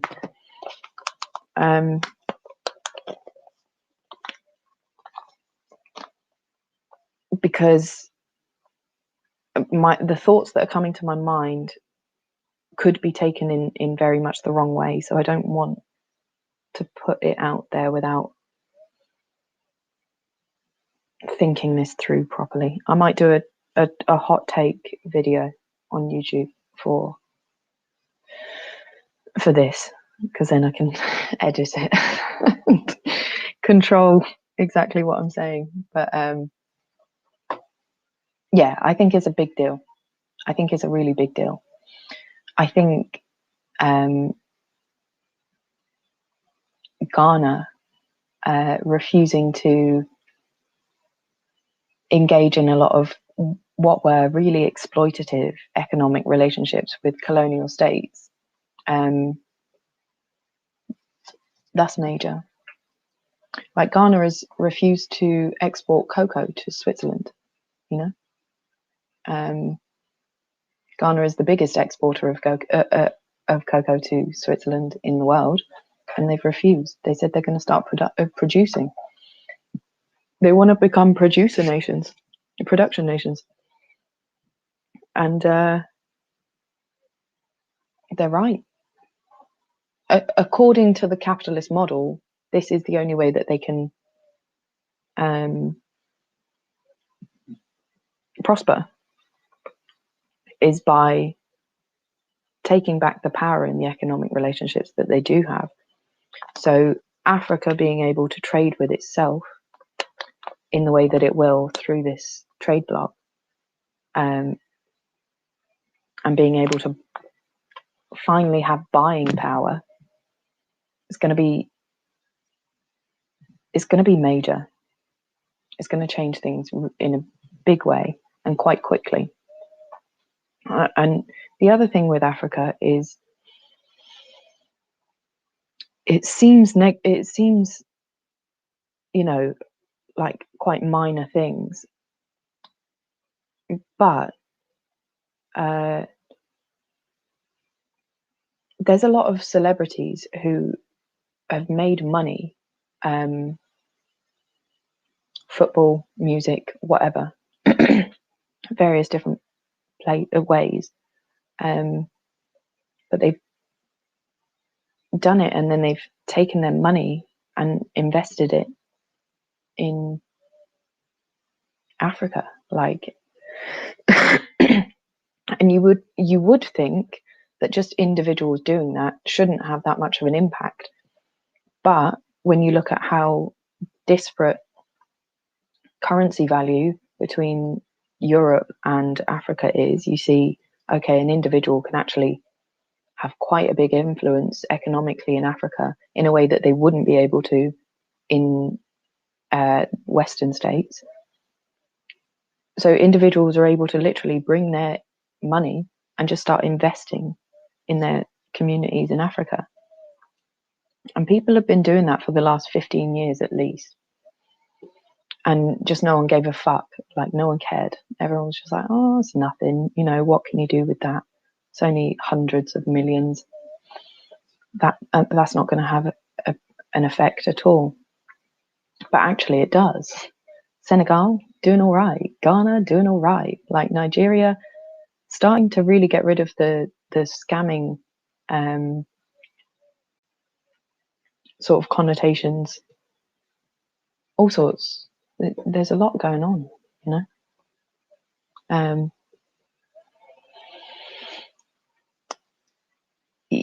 Yeah, see, with Africa, the only thing is India as well. China mainly, but India and Russia a little bit. They've had a foothold in African economies for quite a while.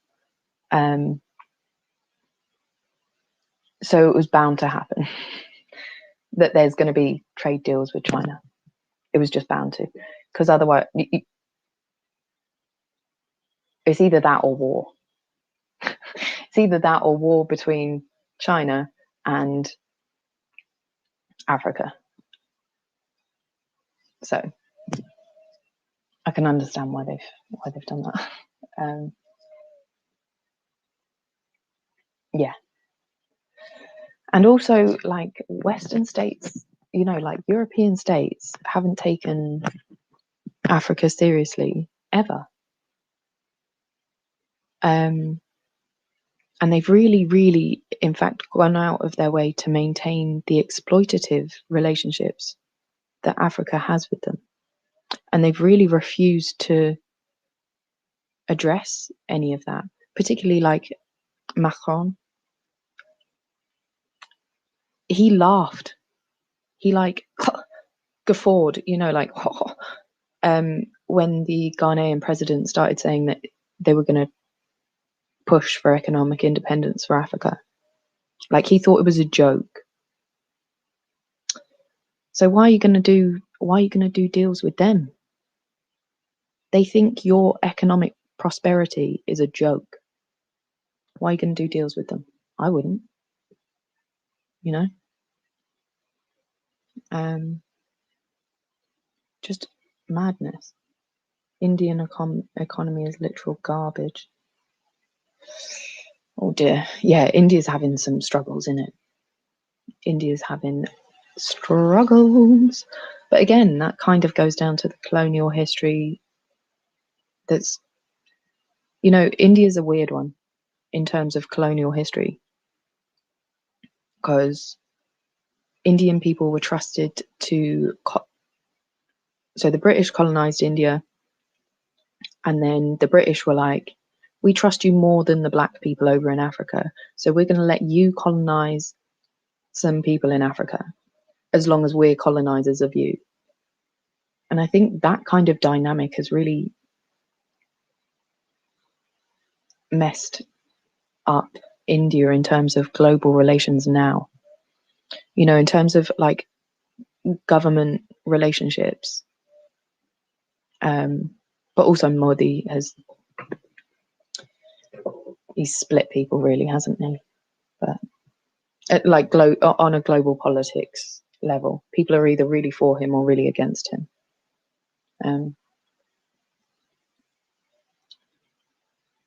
Yeah, we've just sent ventilators over apparently for India.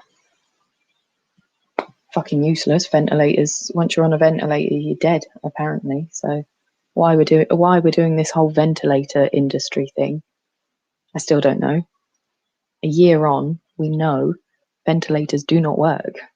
They are not what you want to be using for COVID, and yet nation states are engaging in some weird ventilator swap shit. I don't know what's going on. It's crazy.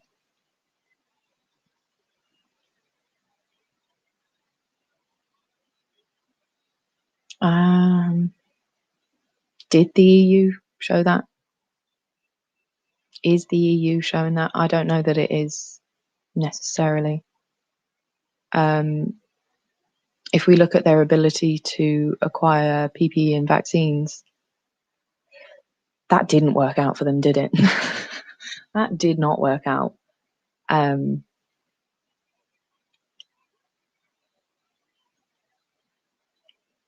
So I don't know about that one. And there's still a lot of issues with the EU.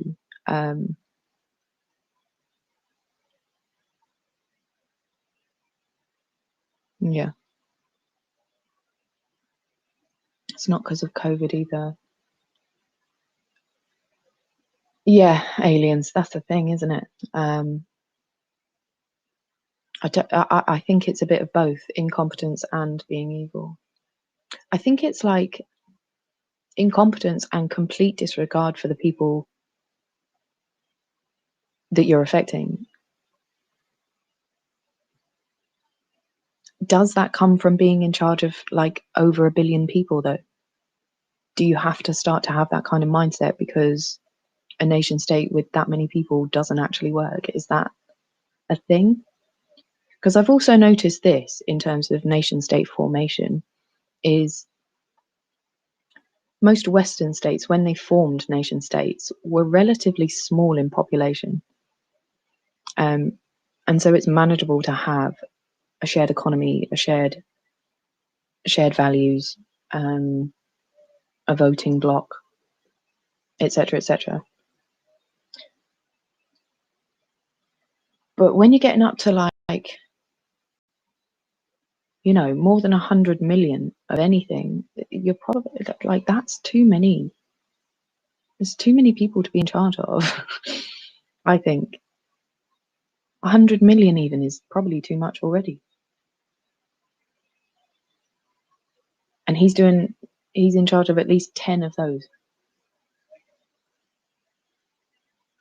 I don't know how you could serve everyone. Is it an unfair ask?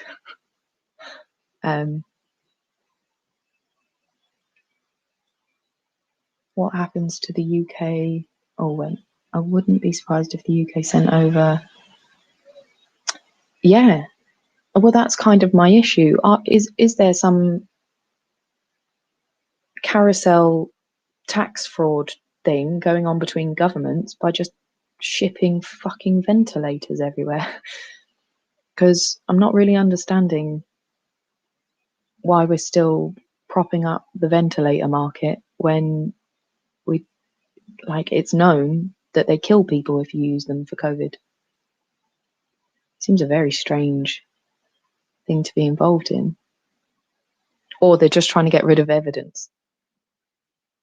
They're getting rid of evidence for when an inquiry happens into fucking Dyson and JCB and China. That's what they're doing, most likely. What happens to the UK economy after COVID? That's a big question. It's a big question because we've also got Brexit mixed in. And I think that was really fortunate, actually, for the government in terms of like public perception of what they're doing. Because now all of the bad parts of Brexit can be put down to COVID and all of the bad parts of, you know, it will just be used as a blame game. But I do think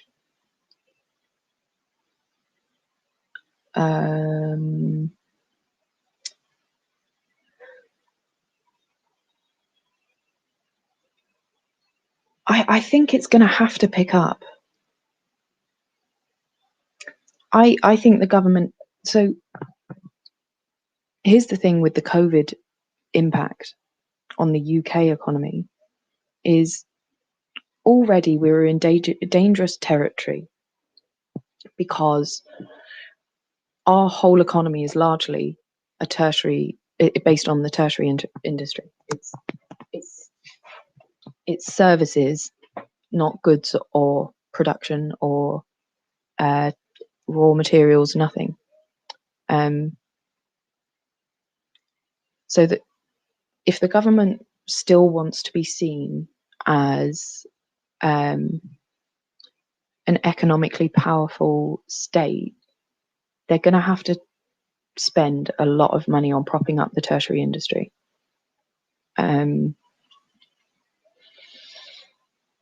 Having said that, because of Brexit stuff, that what we haven't seen the fallout of is the decisions that the government took with regard to entertainment visas and the EU. So British artists have to get visas to go and perform in the EU, and EU artists are going to have to get visas to perform in the UK. If you can avoid the UK and just do a European tour without the UK, and it's easier to do that, people will do that. So my worry for the UK economy is that the government maintains this stupid position with the EU with regard to entertainment, because actually that's where a lot of our economy comes from. We've also seen with Brexit, a lot of financial services are a economy, and they're moving to Ireland or Netherlands because it's viable to do so.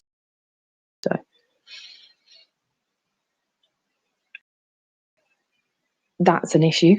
Going to play out in some way.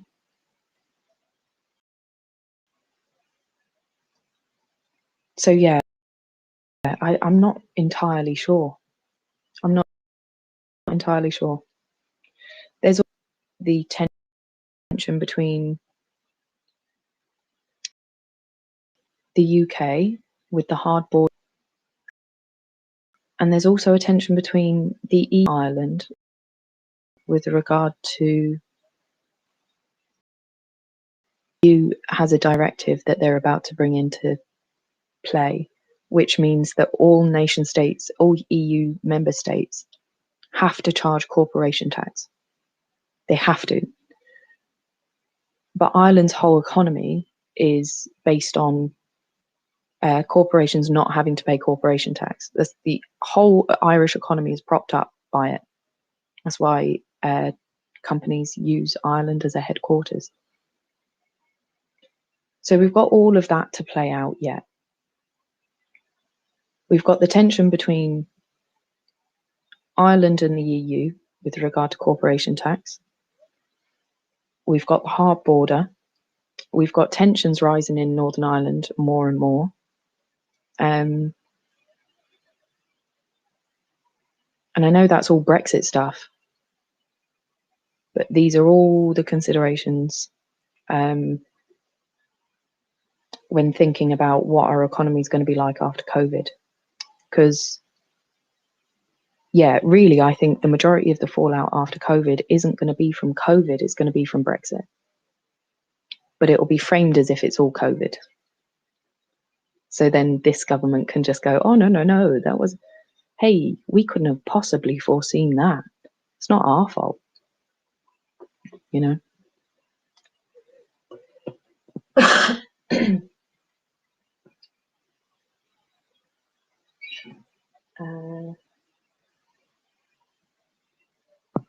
Too many people keep ascribing to incompetence, that which is more easily explained by malice. True. True.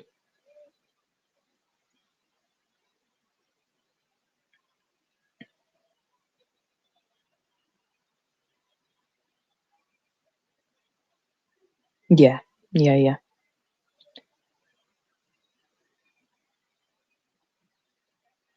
100%.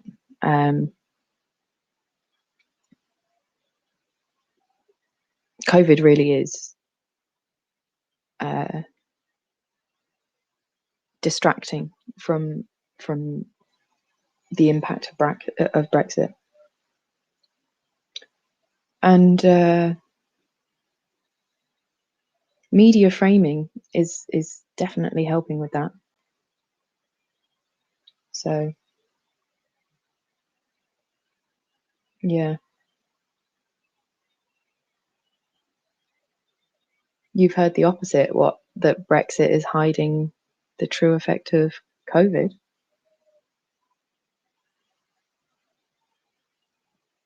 COVID's had next to no impact on the economy, like on the day-to-day working of the economy.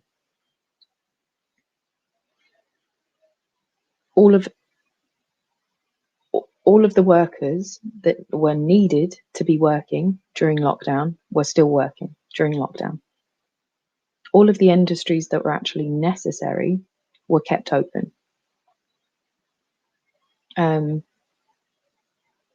Oh, don't ascribe to malice. Oh, gotcha. Yeah, I think we need to actually stop thinking that a lot of people are good people. They're not. Particularly the ones with power.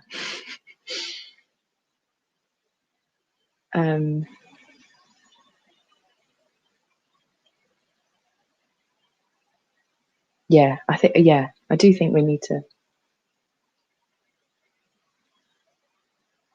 be realistic about, like,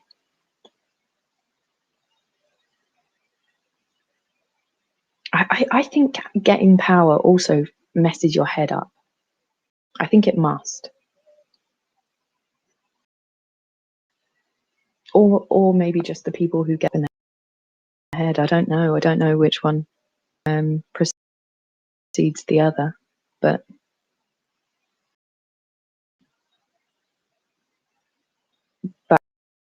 actually, yeah, I think, I mean, especially when you look at, like, the Indian government,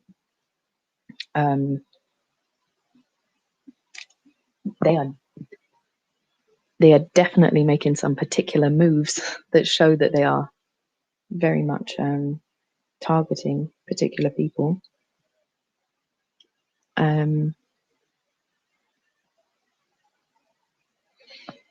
Yeah, it's the same everywhere.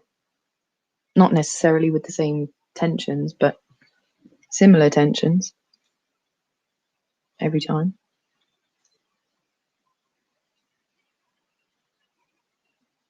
It is. I'm trying to think in terms of COVID, what has changed the UK economy. So I think there's also some negative implications from not necessarily COVID, but the way that COVID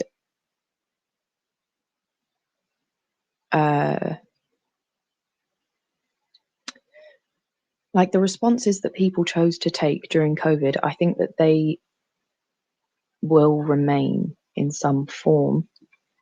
So, for example, informal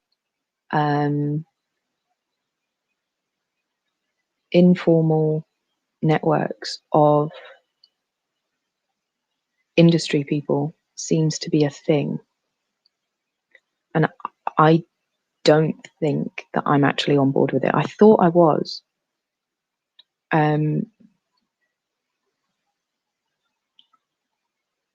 But I don't think I am. So, like, with COVID, and this is based on anecdotal personal evidence, and also it has been reported on.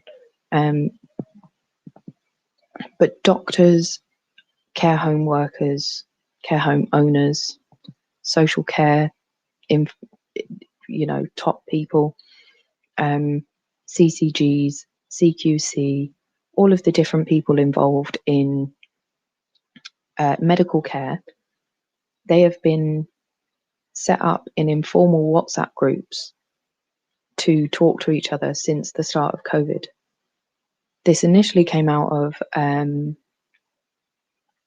a slow response from the government, and a serious lack of ability to organise between different groups of people in a fast and effective manner. So you can understand why it emerged.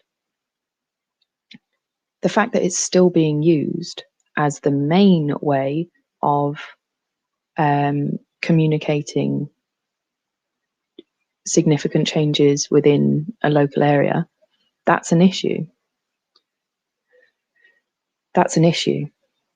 Do we want all of the most important decisions about medical care, social care, etc.? Do we want all of those being made on an encrypted, private, unavailable communication network? No, personally, I don't. I don't want that, because that's all transparency and accountability gone as well.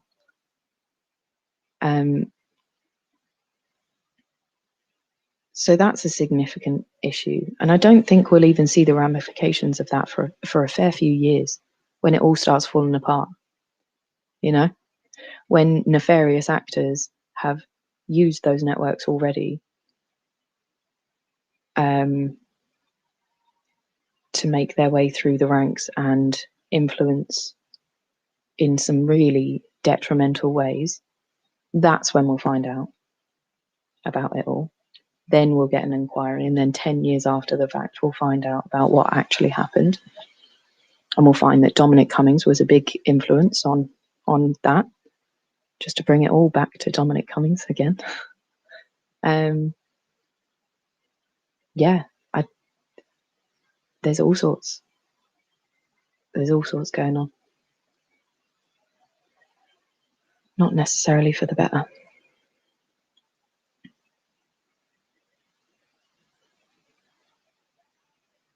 That's true.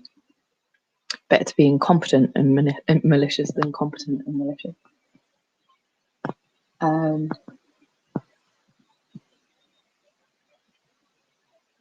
Yeah.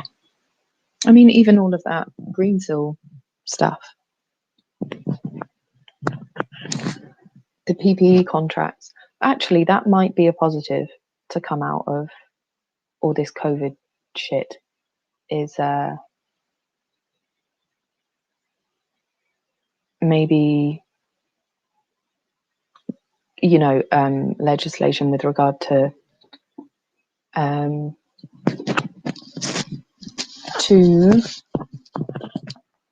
handing out contracts and stuff like that, and nepotism and stuff. Maybe that'll be addressed. But again, it's going to be in 5-6 years' time. It's not going to be anytime soon.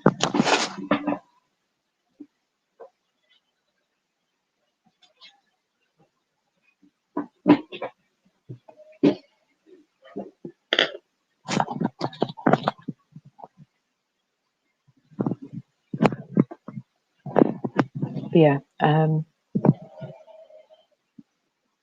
trying to think of other economic changes that are going to emerge.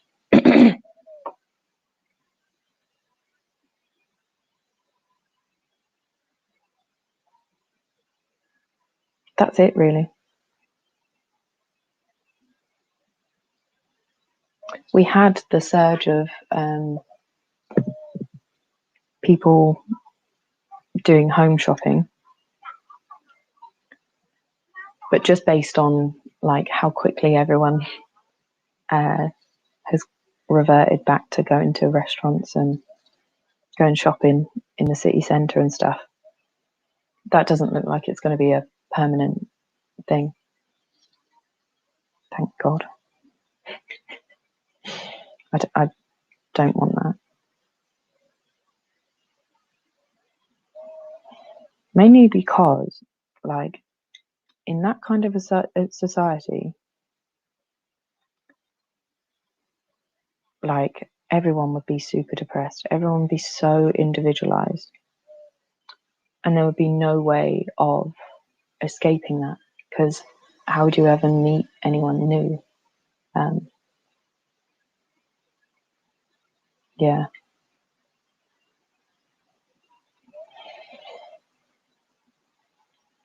Yeah, because that's, but again, this is kind of, this is the issue, isn't it? Is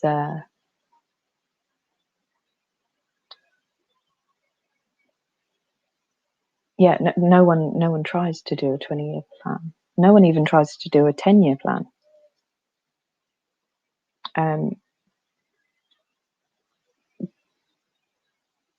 Because politically, in terms of like how your party does, there's no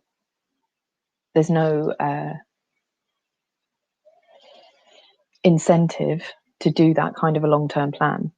There is incentive to talk in very short term and to fudge the numbers constantly, to demonstrate how you've done so much in so little time. Really, you do need, you know, maybe 3 terms from the same people, and they'd have to be the same people. That's the problem as well, is like, do you know a big reason that loads of people didn't vote for Labour when Corbyn was in is everyone knew that the infighting between like Corbyn's Labour and Blair's Labour would mean that realistically, no matter what Corbyn did, he wasn't going to affect change, and he would eventually be ousted, and someone like Keir Starmer would have got in charge instead. And everyone kind of knew that. So all of the people who were behind Corbyn couldn't really get behind Labour because they knew that Labour wasn't behind Corbyn, and that's why we have no Labour Party now, no real Labour Party. And it is that it's people need to know that people with the same values and principles and strong values and principles are going to step up and do something over a long term period, which will mean that things are probably going to get, you know, a bit worse before they get better. So what we need to do is abolish voting. What we need to do is just get rid of presidential terms. I'm joking, kind of.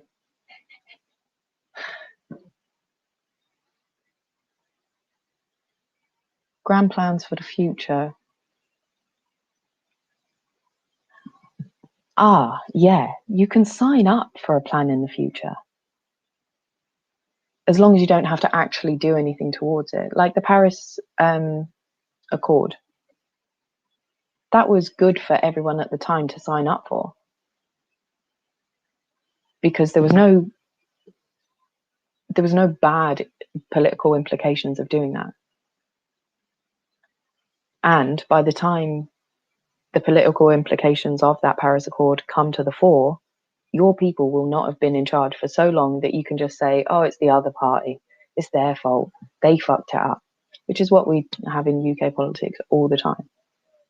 Oh, fucking Labour, they spend too much. Tories getting fucking Tories, they never spend enough. Like, okay.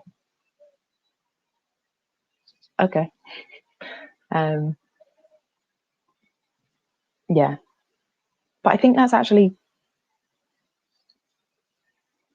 a feature of our politics rather than an issue. Like, I think all politicians know that that's what they're doing. I don't think Labour politicians are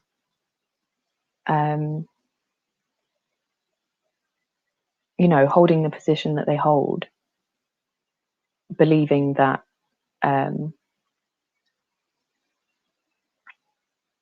Tories might continue what they started. Like, I think they know, and that's the problem, is politics is set up to do nothing. Like, our political systems are set up to cause issues and to make sure that things don't go forward.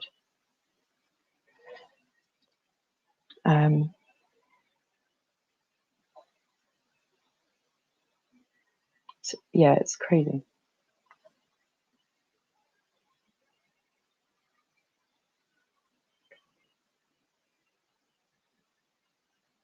Oh, okay. Supermarkets are moving to fulfillment warehouses as well. It's interesting that, because I'm a delivery rider, so I do bike deliveries and like for food, and they also have fulfillment warehouses for big brand restaurant partners. So like there's a fulfillment center just down the road from where I live. It's about 2 miles away from me. And if anyone in my area wants, let's say, a Wagamama's, or other brands are available, anything, it's a pre-made thing that they just essentially heat up in this warehouse, and then I pick it up from the warehouse and bring it to customers. But customers have no idea, like, that it just came from a warehouse. They think it came from a restaurant. And there's like 20 different restaurants all sending stuff from the same fulfillment center. Yeah, people need to stop paying for stuff to be delivered at home, to be honest. Like the quality of food that we get at restaurants now as well is awful. It's really bad. So I'm hoping, like, yeah, home delivery and stuff like that it has emerged. But I'm really hoping that after a year of not doing it, that the majority of people will realize that actually you don't get that much out of eating at restaurants or getting food delivered or whatever. Because just, I don't know.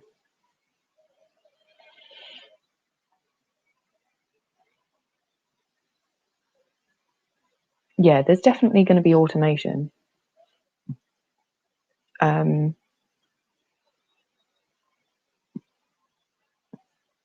But I'm hoping, I don't know.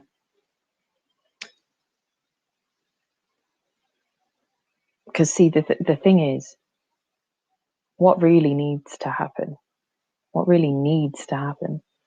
is for the majority of the working class all across the world, Western states included, Western states mainly, probably, is for people to start growing their own food and to start being more comfortable with a subsistence lifestyle. And there's two different things meant by subsistence. It means literally just scraping by or not engaging with the capitalist system. I'm talking about not engaging with the capitalist system, and just not, producing for yourself what you need, and that's it. No selling of surplus, no anything, no capital to be gained, no profit to nothing. Just produce what you need and use what you need.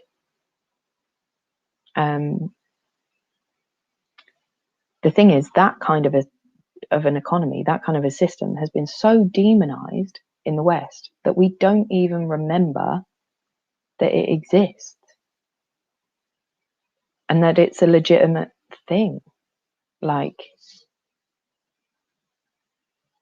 there's nothing wrong with just producing what you need and nothing more. That's absolutely fine. Why are we acting like it's not? And I even said this in university. It was like one of the core things in my dissertation, and it got shat on. Got absolutely shat on. So I was like, oh, okay, whatever. Thanks. Yeah, it's an issue. I think probably like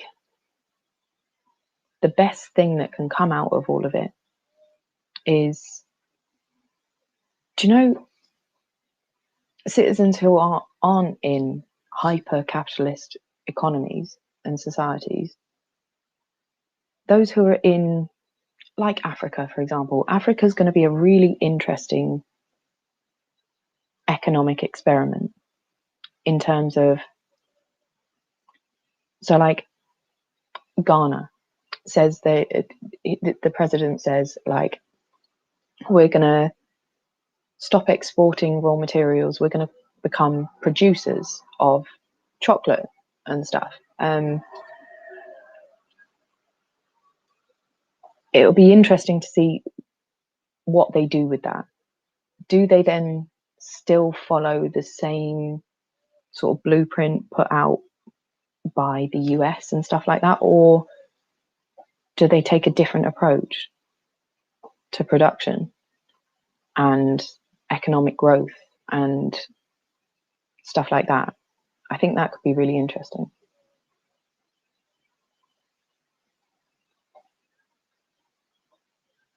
Yeah. Very south, but also east. Fair.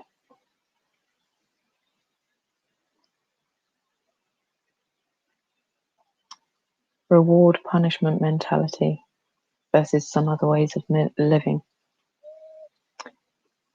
Are you talking about like the Protestant ethic, that kind of thing? Because that's definitely, it's something that's like featured heavily in analysis of Western economies, and I'm not actually sure that it's right. I'm still not that convinced by it.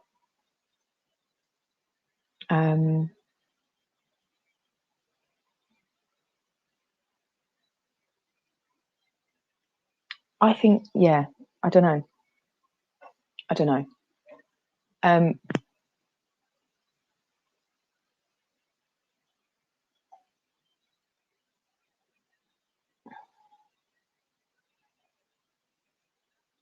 But yeah,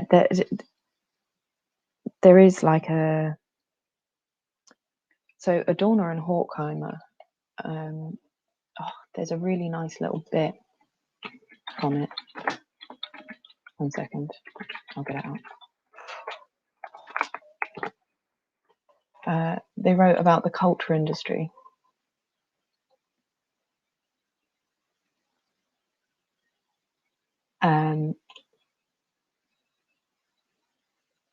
So it's called The Culture Industry, Enlightenment as Mass Deception.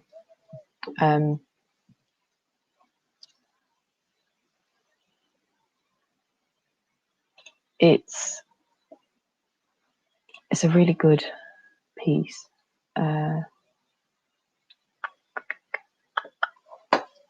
Which I can't access for some reason. Oh, PDF. Yeah.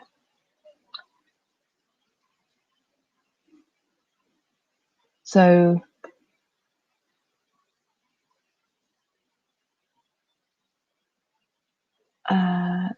there's a really, really good bit where they talk about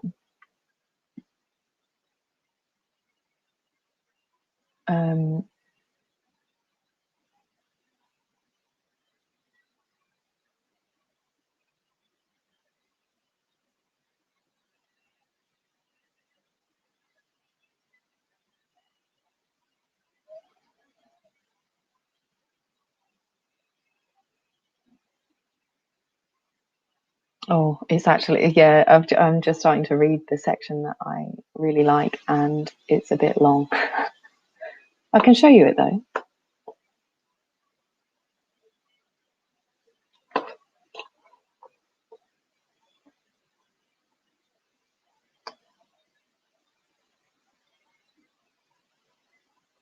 Exactly, that's exactly it, Anonymous.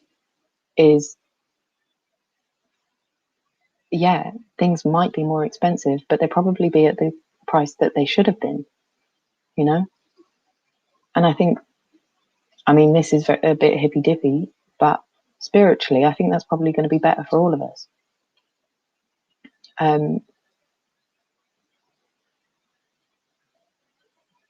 You know, like there's a reason that we gorge on chocolate. It's because cocoa, biologically, we have a response to cocoa and sweet things that says this is scarce, this is a scarce resource that is rich in particular things that our body needs. Eat it now because you won't have it again soon. That's the idea. That's why we're so into chocolate. So yeah, it's probably best that we don't have it easily available at 10p per kilo or whatever. Yeah. Here's the bit. Here's the bit. Here's the bit.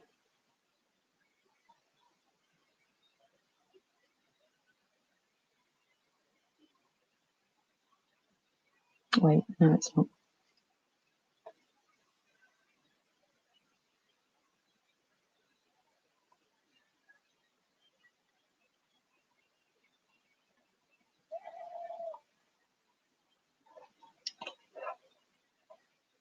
The reward punishment thing. So that's always been the general consensus, is there's like a Protestant ethic that emerged, which demonizes hedonism and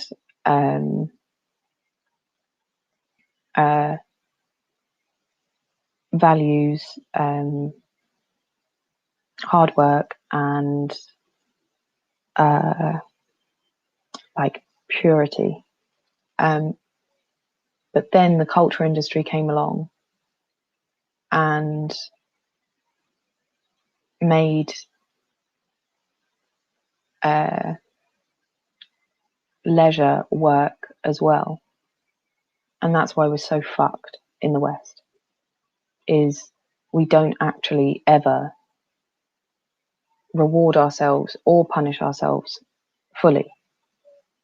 And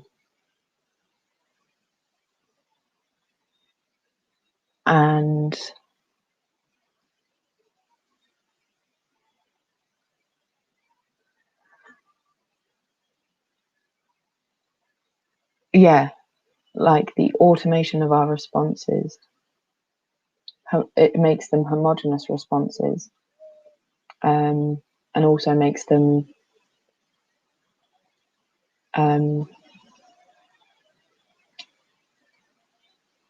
not that because they become automatic responses, you get no sense of punishment or reward from them.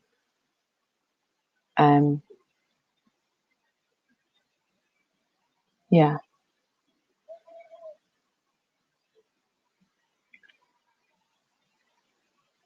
I'm trying to find the bit. Like there's one bit there, but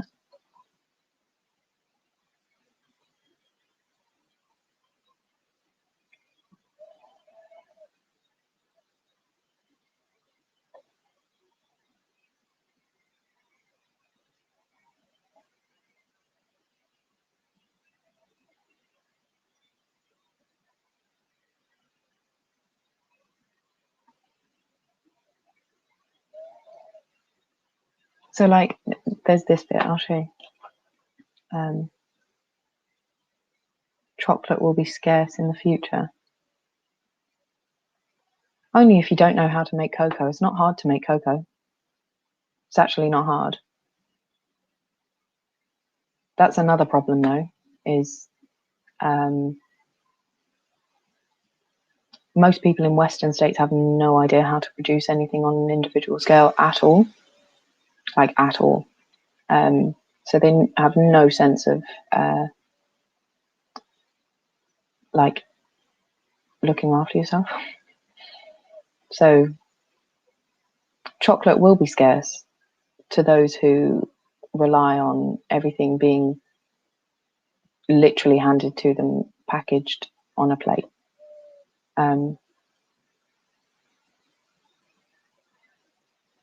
Yeah.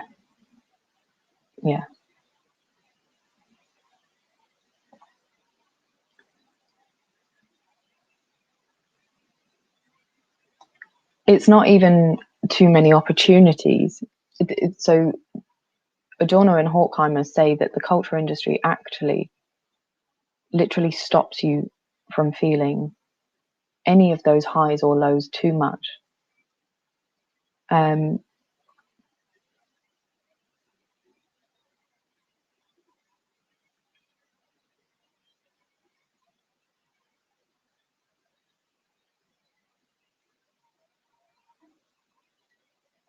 Yeah.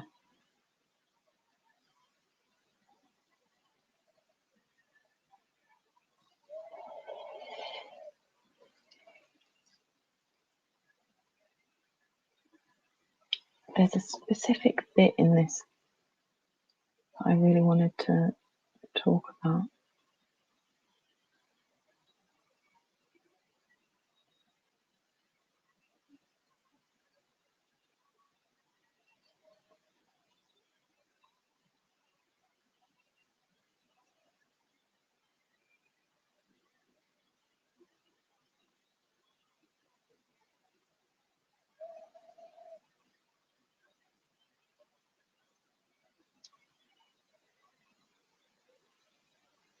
Yeah, okay, so here we go.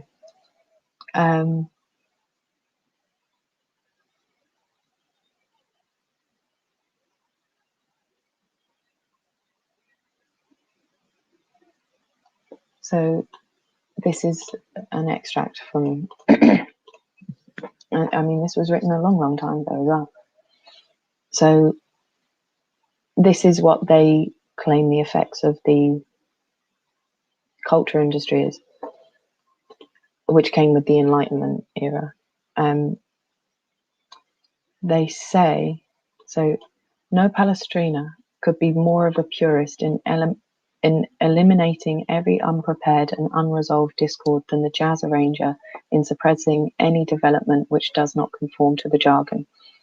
When jazzing up Mozart, he changes him not only when he is too serious or too difficult, but when he harmonizes the melody in a different way, perhaps more simply than is customary now. No medieval builder can have scrutinized the subjects for church windows and sculptures more suspiciously than the studio hierarchy scrutinizes a work by Balzac or Hugo before finally approving it, etc., etc. The explicit and implicit, esoteric and esoteric catalogue of the forbidden and tolerated is so extensive that it not only defines the area of freedom but is all-powerful inside it. Everything down to the last detail is shaped accordingly. Like its counterpart, avant-garde art, the entertainment industry determines its own language down to its very syntax and vocabulary by use of the anathema. The constant pressure to produce new effects serves merely as another rule to increase the power of the conventions when any single effect threatens to slip through the net. Every detail is so firmly stamped with sameness that nothing can appear which is not marked at birth or does not meet with approval at first sight.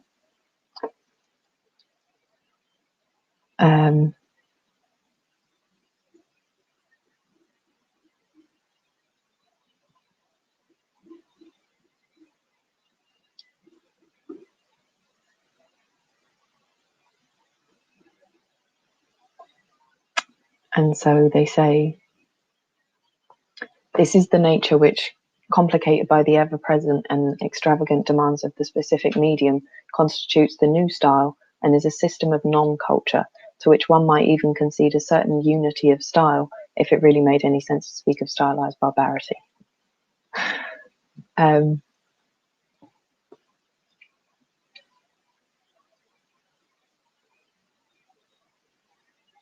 Yeah.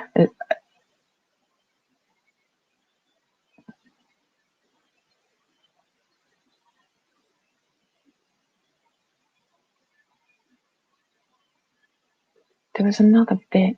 1 second.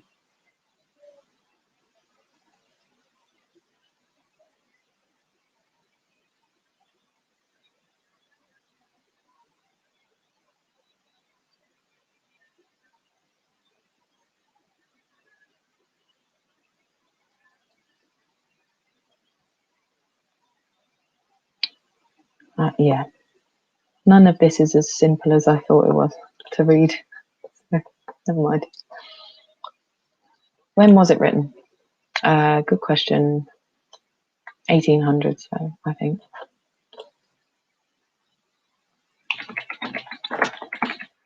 Because they were Frankfurt School, I think.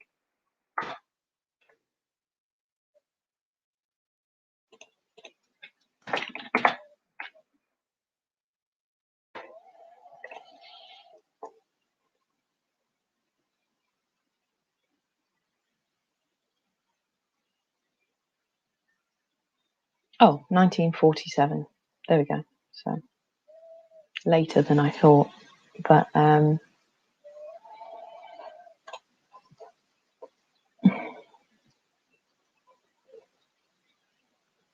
think I've skipped the bit that was really, really good.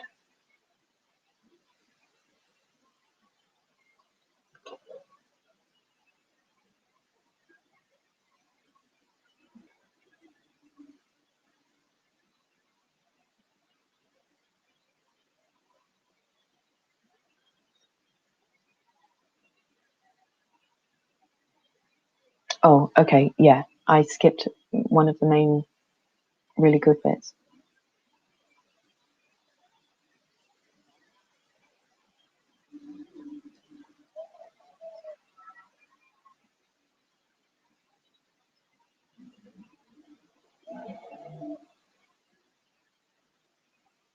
So, shit. I mean, really, all of it's sick. This is just a really good piece of writing.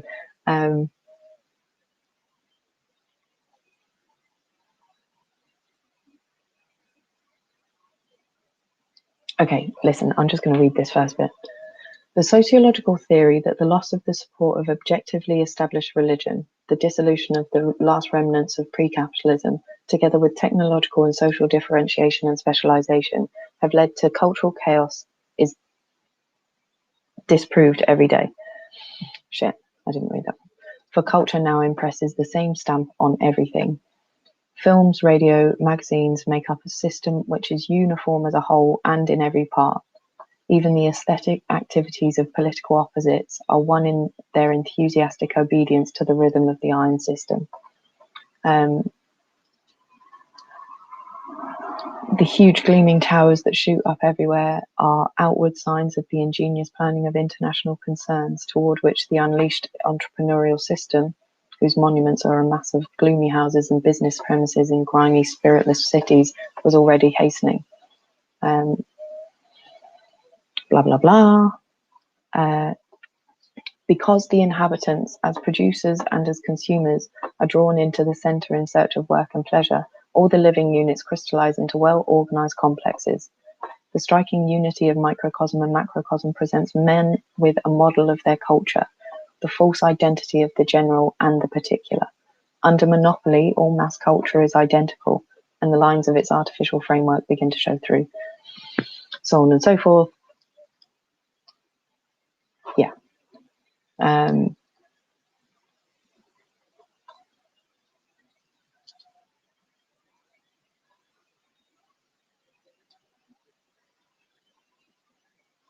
Yeah, it's talking about how like technology is used, like the argument that it's a technological advancement is used to homogenize, which, you know, seemingly still is true.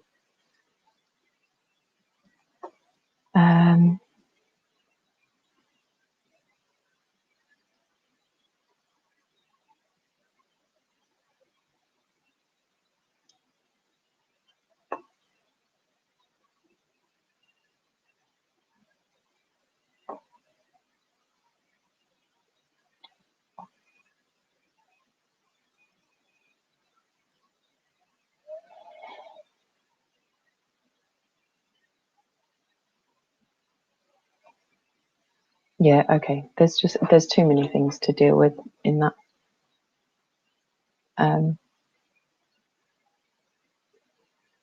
Yeah, there's just too many concepts to try and talk about here. But there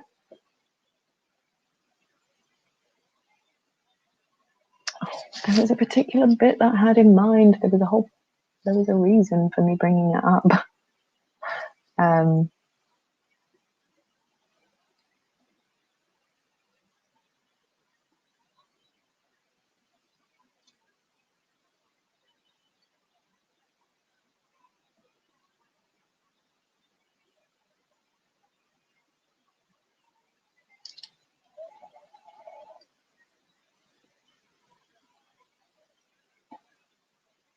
Oh yeah. Okay, so I think I just made some links about what they were saying with another piece of writing in my head, and that's why I've remembered it differently. But they talk about how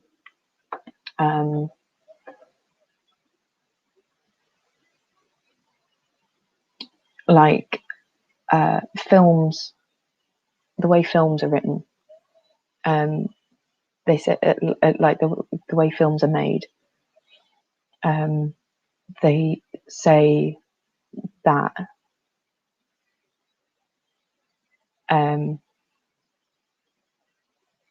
the spectator, they say the effort required for his response is semi-automatic. No scope is left for the imagination.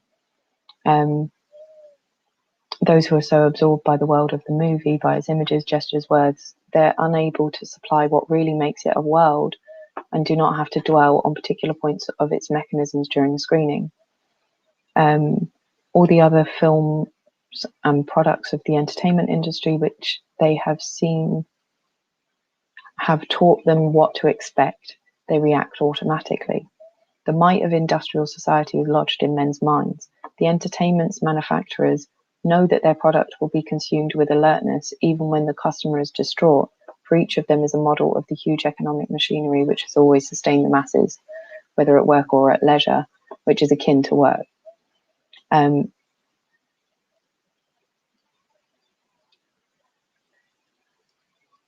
culture industry as a whole has molded men as a type unfailingly reproduced in every product.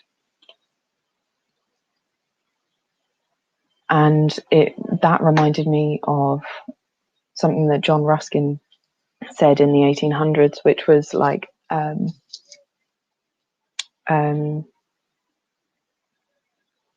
industrialization and the like mechanization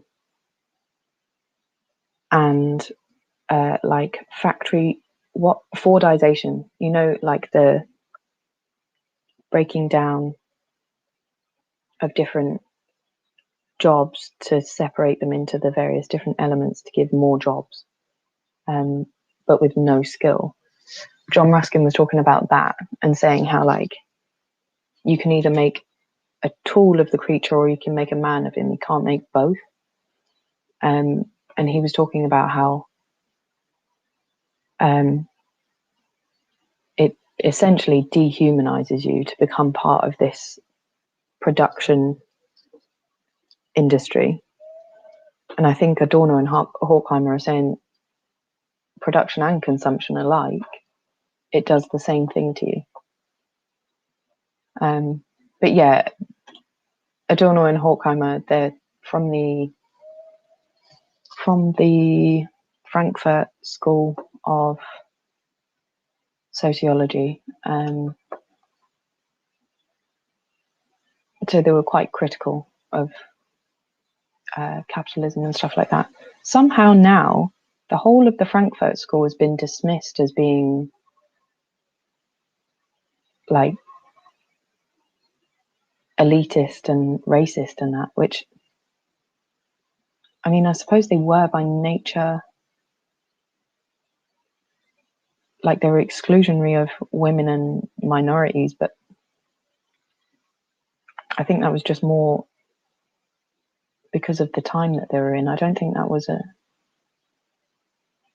I don't know. It's a weird reframing of who they are.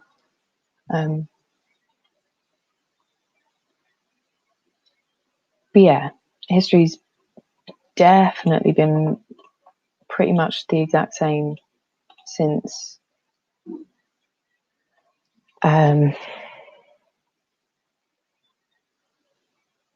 yeah, I mean,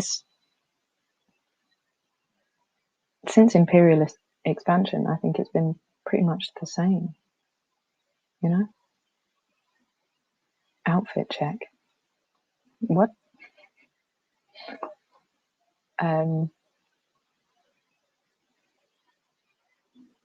Yeah, I don't know. I think mass production really has kind of messed things up. But it's like mass production for the benefit of who? And it was always framed, and this is what Adorno and Horkheimer are saying, is like it was always framed as if it was based on custom and need, but it never has been. That's not ever been what it's about, and that's why advertising is a thing. You are never advertised a product that you actually need, right?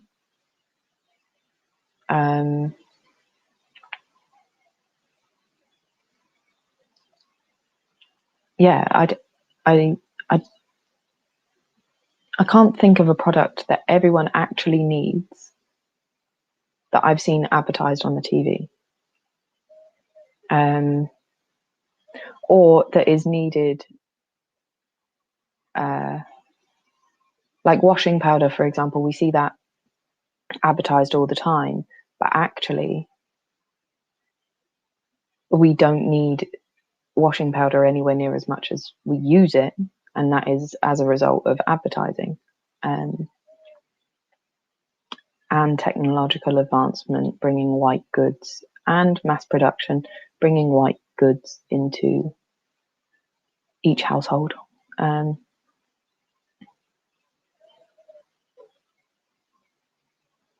Yeah. They were definitely talking about back then. And I think modern society and digital media, digital technology has kind of presented a possible like alternative. But I'm not convinced. I mean, what they're commenting on definitely still exists, and it's actually more pervasive now. Like, a really good example of this that I'm probably going to use in my essay about TikTok is you see like fashion trends. Like I can walk down the street, and based on a woman's eyebrows, I can tell you a lot of the time whether she uses TikTok or not. That's crazy. That's actually mad. But there's these trends that happen on TikTok that get really viral, and you can see the people who follow them. Another really good example of that is TikTok with cow print. Cow print clothing has become really popular all of a sudden, and it's because of TikTok. It might be a little bit to do with Doja Cat, but the whole reason that her aesthetic got popularized so much is because of TikTok.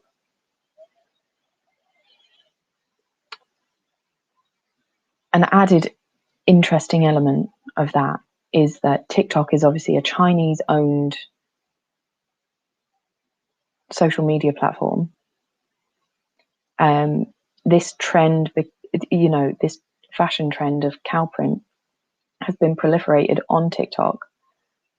And I think the really interesting element is that the majority of these people are buying Chinese clothing products to fulfill the desire that was started on TikTok for cow print clothing. Is that on purpose? I don't know. Are Chinese industries do they just happen to be benefiting from that? Maybe. It's unclear.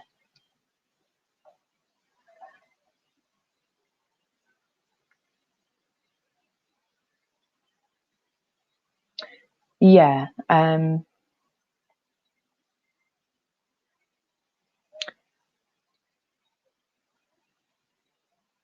Yeah. I do agree. Oh,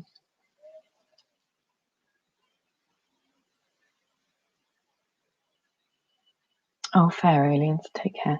Anyway, have a good one. Yeah, good topics indeed. Yeah, have a good one.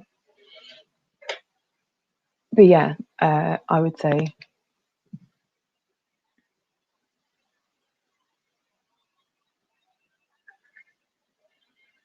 I think young people are very aware of that.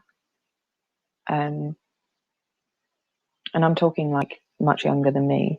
I'm talking like teenagers now are very aware of it. Unfortunately, teenagers now are very aware of everything and they see no future for the world for the most part, which is causing further individualization, I think, and further apathy.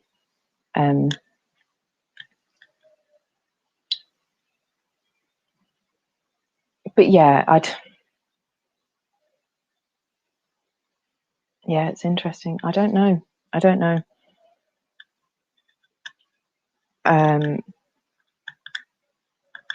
Like it's again, it's like it's all very well and good for me in a very,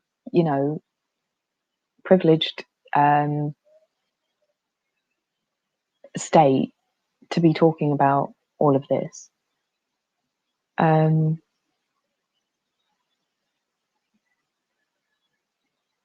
But then when you think about like, so like globally, more people have access to a mobile phone than they do a toilet. Like more people own a mobile phone than they do a toilet.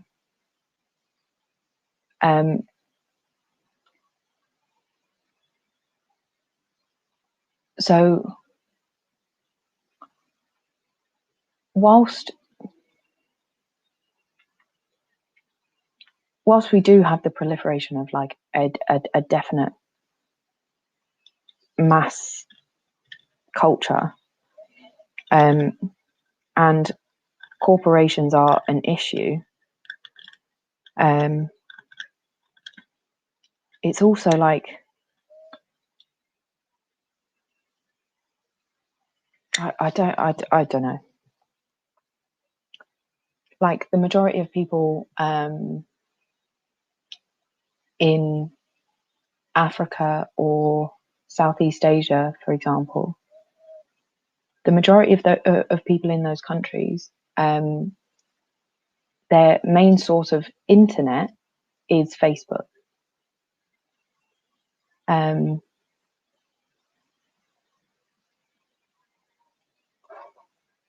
So yeah, I don't know. I just there's so many issues.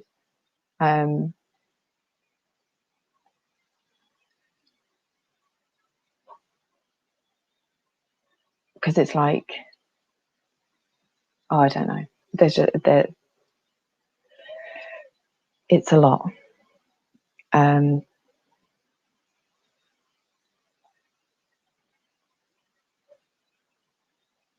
You know,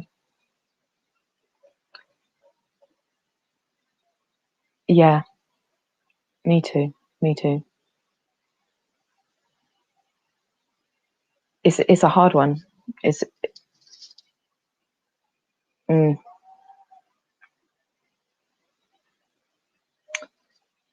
but maybe, with this, that's why I'm so interested in what's happening in Africa, to be honest, because maybe if you have the lessons of what not to do, plus the opportunity to engage with the global economy as a producer state, maybe you might end up with a very different kind of society. And maybe just, making sure that economic growth isn't the main thing that you care about. Maybe that would be good. Maybe that'd be enough. You can, be producers, you can, but then I suppose that's on a state level. They would then own the means of production, I suppose.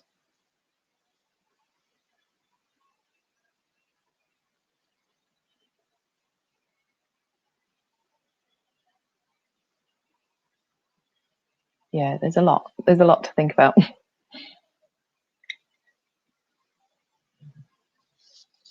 Exactly, that's what I'm thinking is, and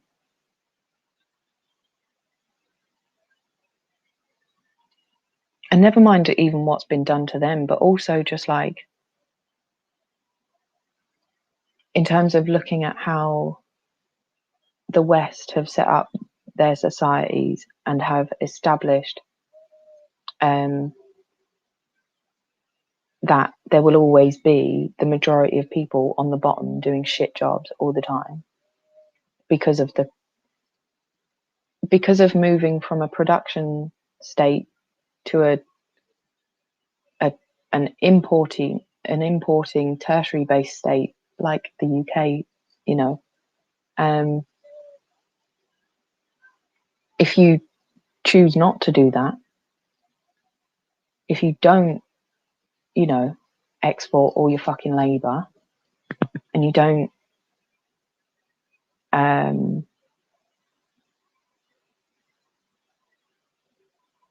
or import all your labor, I mean, you know what I mean,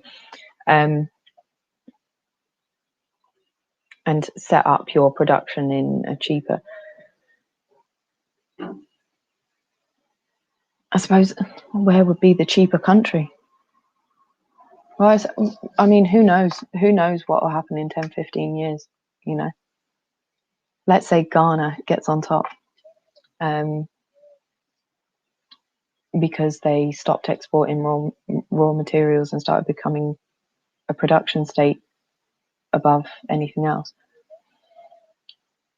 Do they then fall into the same pitfalls and decide to start setting up production lines in a cheaper place now that they own it? Like, do they make the same mistakes? Who knows? I hope not. And to be honest, genuinely, I believe they will not. I don't think they will make the same mistakes. And that could be for no good reason at all. But that's how I feel. I really do.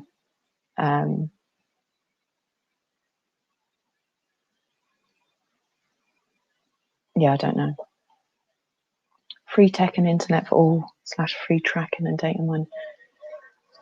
Yeah, that's it, innit? Really. And this is when my brain kind of gets ruined, because you do need centralized organization and distribution of resources at some level, but centralizing power in that way also opens you up to corruption and data mining and tracking and all of it. So yeah, it's like, do we have a centralized state and take the risks, or do we just go full anarchist? But I think the capitalist model is kind of falling apart. And I think that was really shown with COVID when you compare Russia, China, the West. You know, like Russia and China had them vaccines straight away. First off, they had them already. And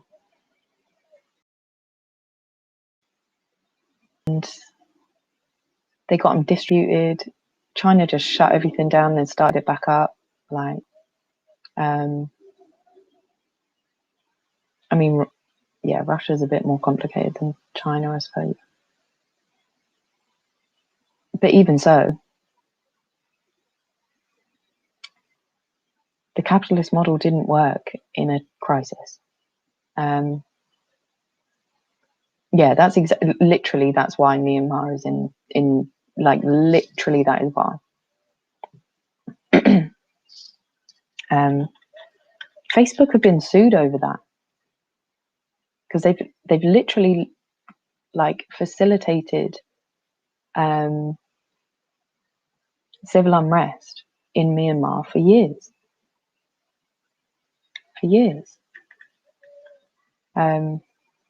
They facilitated targeting of Muslims as well. And Mark Zuckerberg just kind of went, yeah, we understand we probably should have had some people who could speak that language as moderators for Facebook, but we didn't, and that's a shame, and we're sorry. Okay, bye. Like, literally, that is their response all the time.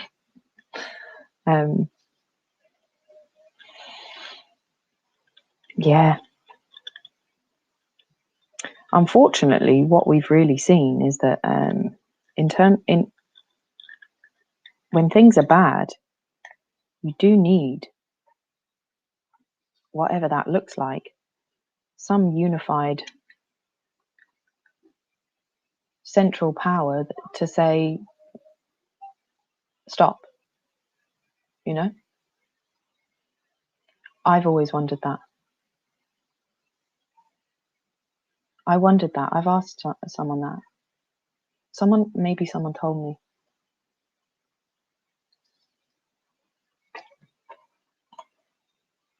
But I did think it was interesting that they called their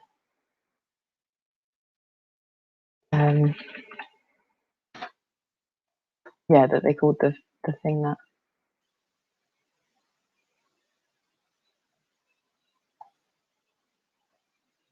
I also thought it was very funny, the Western framing of China and Russia's vaccines, right? So Russia and China come out with their vaccines not that much longer before the West. The UK comes out with their first one, and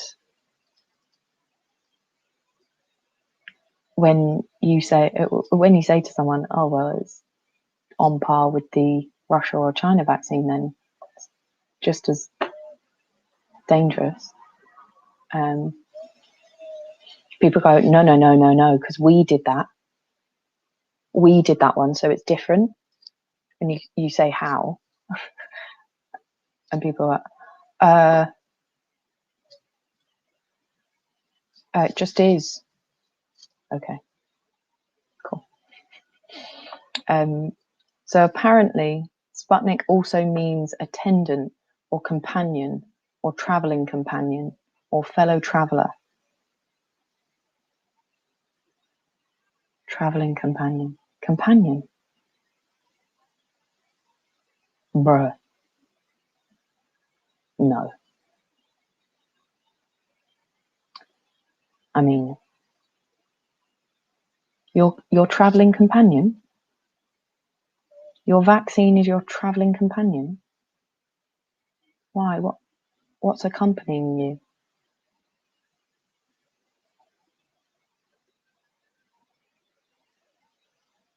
That could have so many meanings, which I'm sure is intended.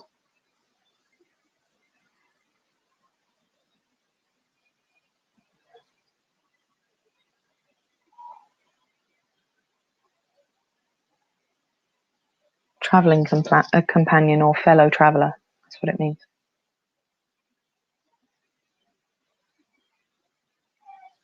Interesting.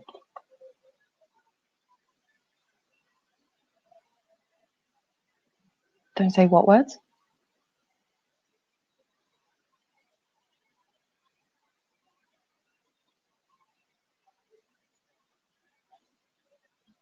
But yeah, I'm aware that, yeah, I have to not say a lot of stuff. I mean, it could mean, you know, this is what lets you be able to travel. It could mean that. It's not what I think it means, but it could mean that. So, yeah.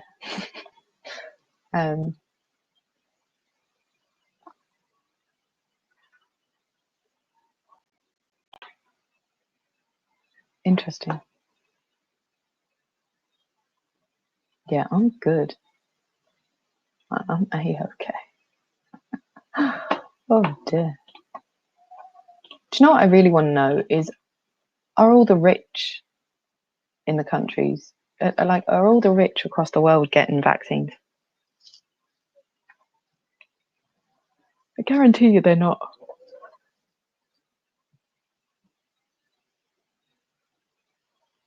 Yeah. So Sputnik, yeah, definitely it's about, but I wanted to know, like, actually, why is it called Sputnik?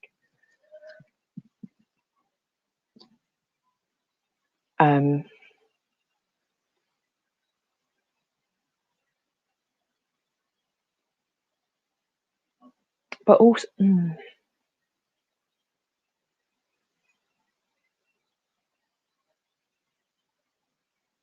I don't know. Russia's jokes. I never know what the fuck they're doing. I don't, do you know? And I think that's kind of the fucking point. I never know what they're doing. I never really know what their aim is. But I think that's, well, actually, I know that is a Russian, is a Soviet Union technique for global politics, is not just, and domestic politics, actually. They use it just in general. But yeah, you're not meant to know what's going on, really.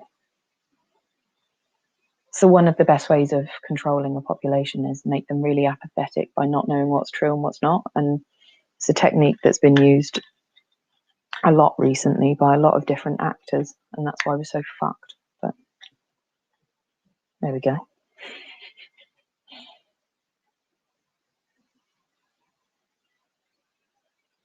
Yeah. I mean, yeah, I just think it's interesting.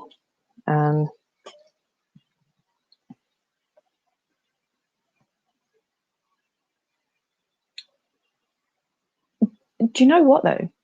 Like, I didn't understand something about one of the vaccines. I thought that the AstraZeneca one was an mRNA one. Turns out it's not. I thought that was why it was so amazing that we came up with it so quick. And it's like, oh no, nope, it's not even what's being used. It's like the Johnson & Johnson one. That's not mRNA either, and they've been found to be the most dangerous, apparently.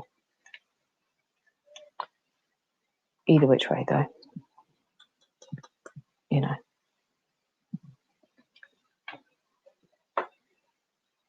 Yeah, I don't know. Like, China have got a few different types of vaccines, apparently. Russia seems to just have the one. Russia's just got the one, and they just went, yeah, that'll do. That'll do.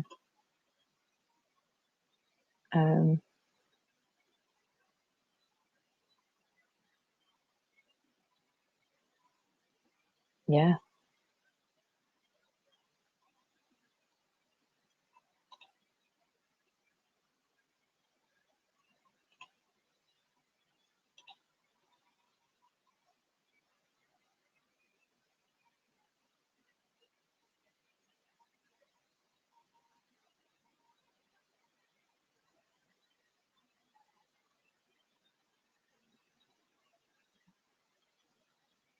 Oh.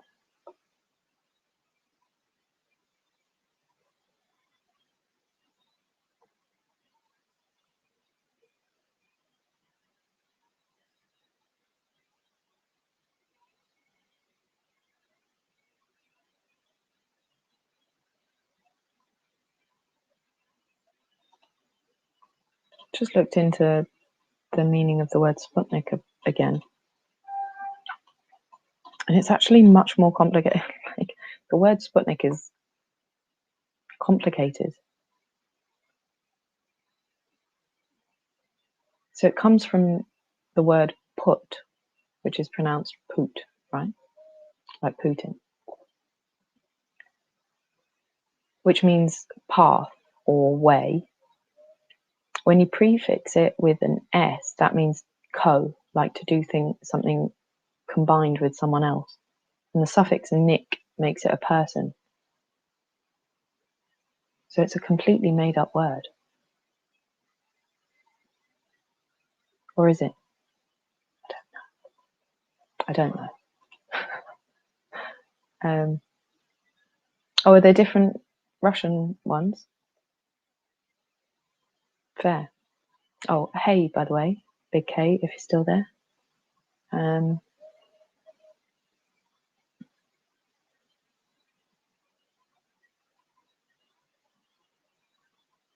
Yeah, I didn't know there was. I thought there was just one from Russia. But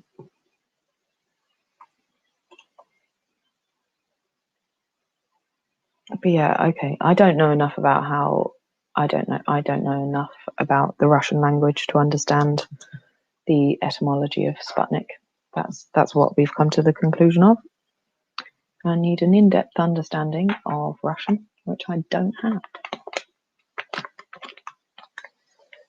It's funny. Like, I did think that when they announced it as Sputnik, I was like, that's a definite spit in the face.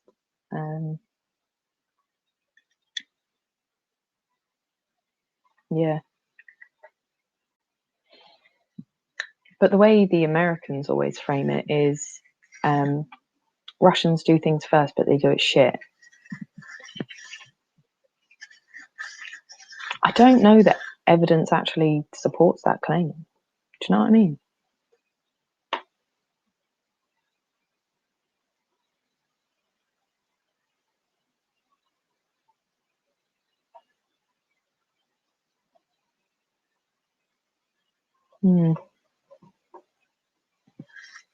Weird times, anyway.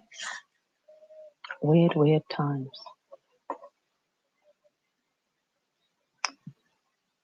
But yeah, this was just meant to be a little intro, kind of, hey. And it's turned into 3.5 hours. So, yeah. And I keep saying I don't want to talk about vaccines and I don't want to talk about COVID, and yet I still keep talking about it. I don't. I don't want to say the wrong thing too much, you know. Yeah, we'll see how things go. I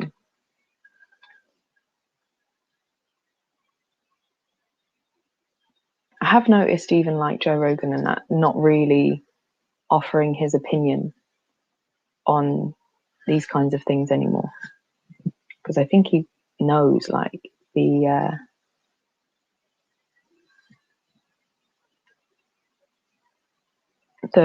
public backlash is not worth it.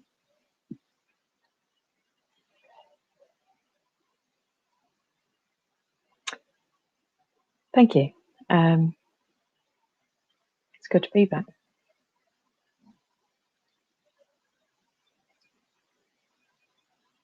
Yeah, I will be coming back, and I will. Yeah, I'll be doing more little videos and stuff as well.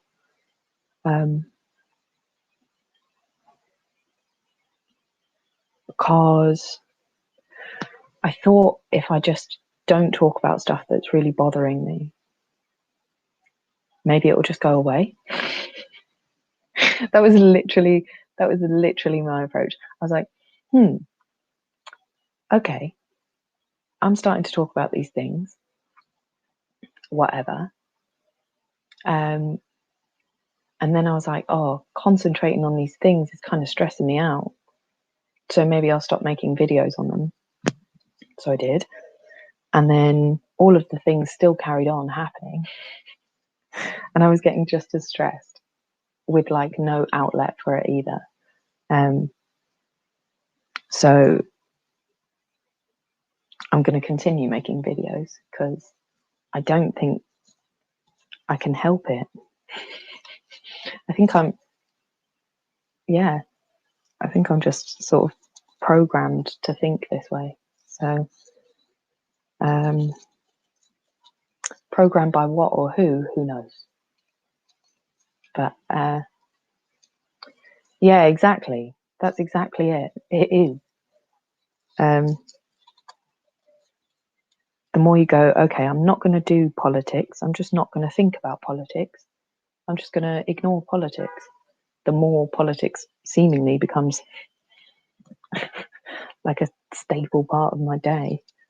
Like, honestly, the amount of times Dominic Cummings has come up in conversations that I have had is unreal.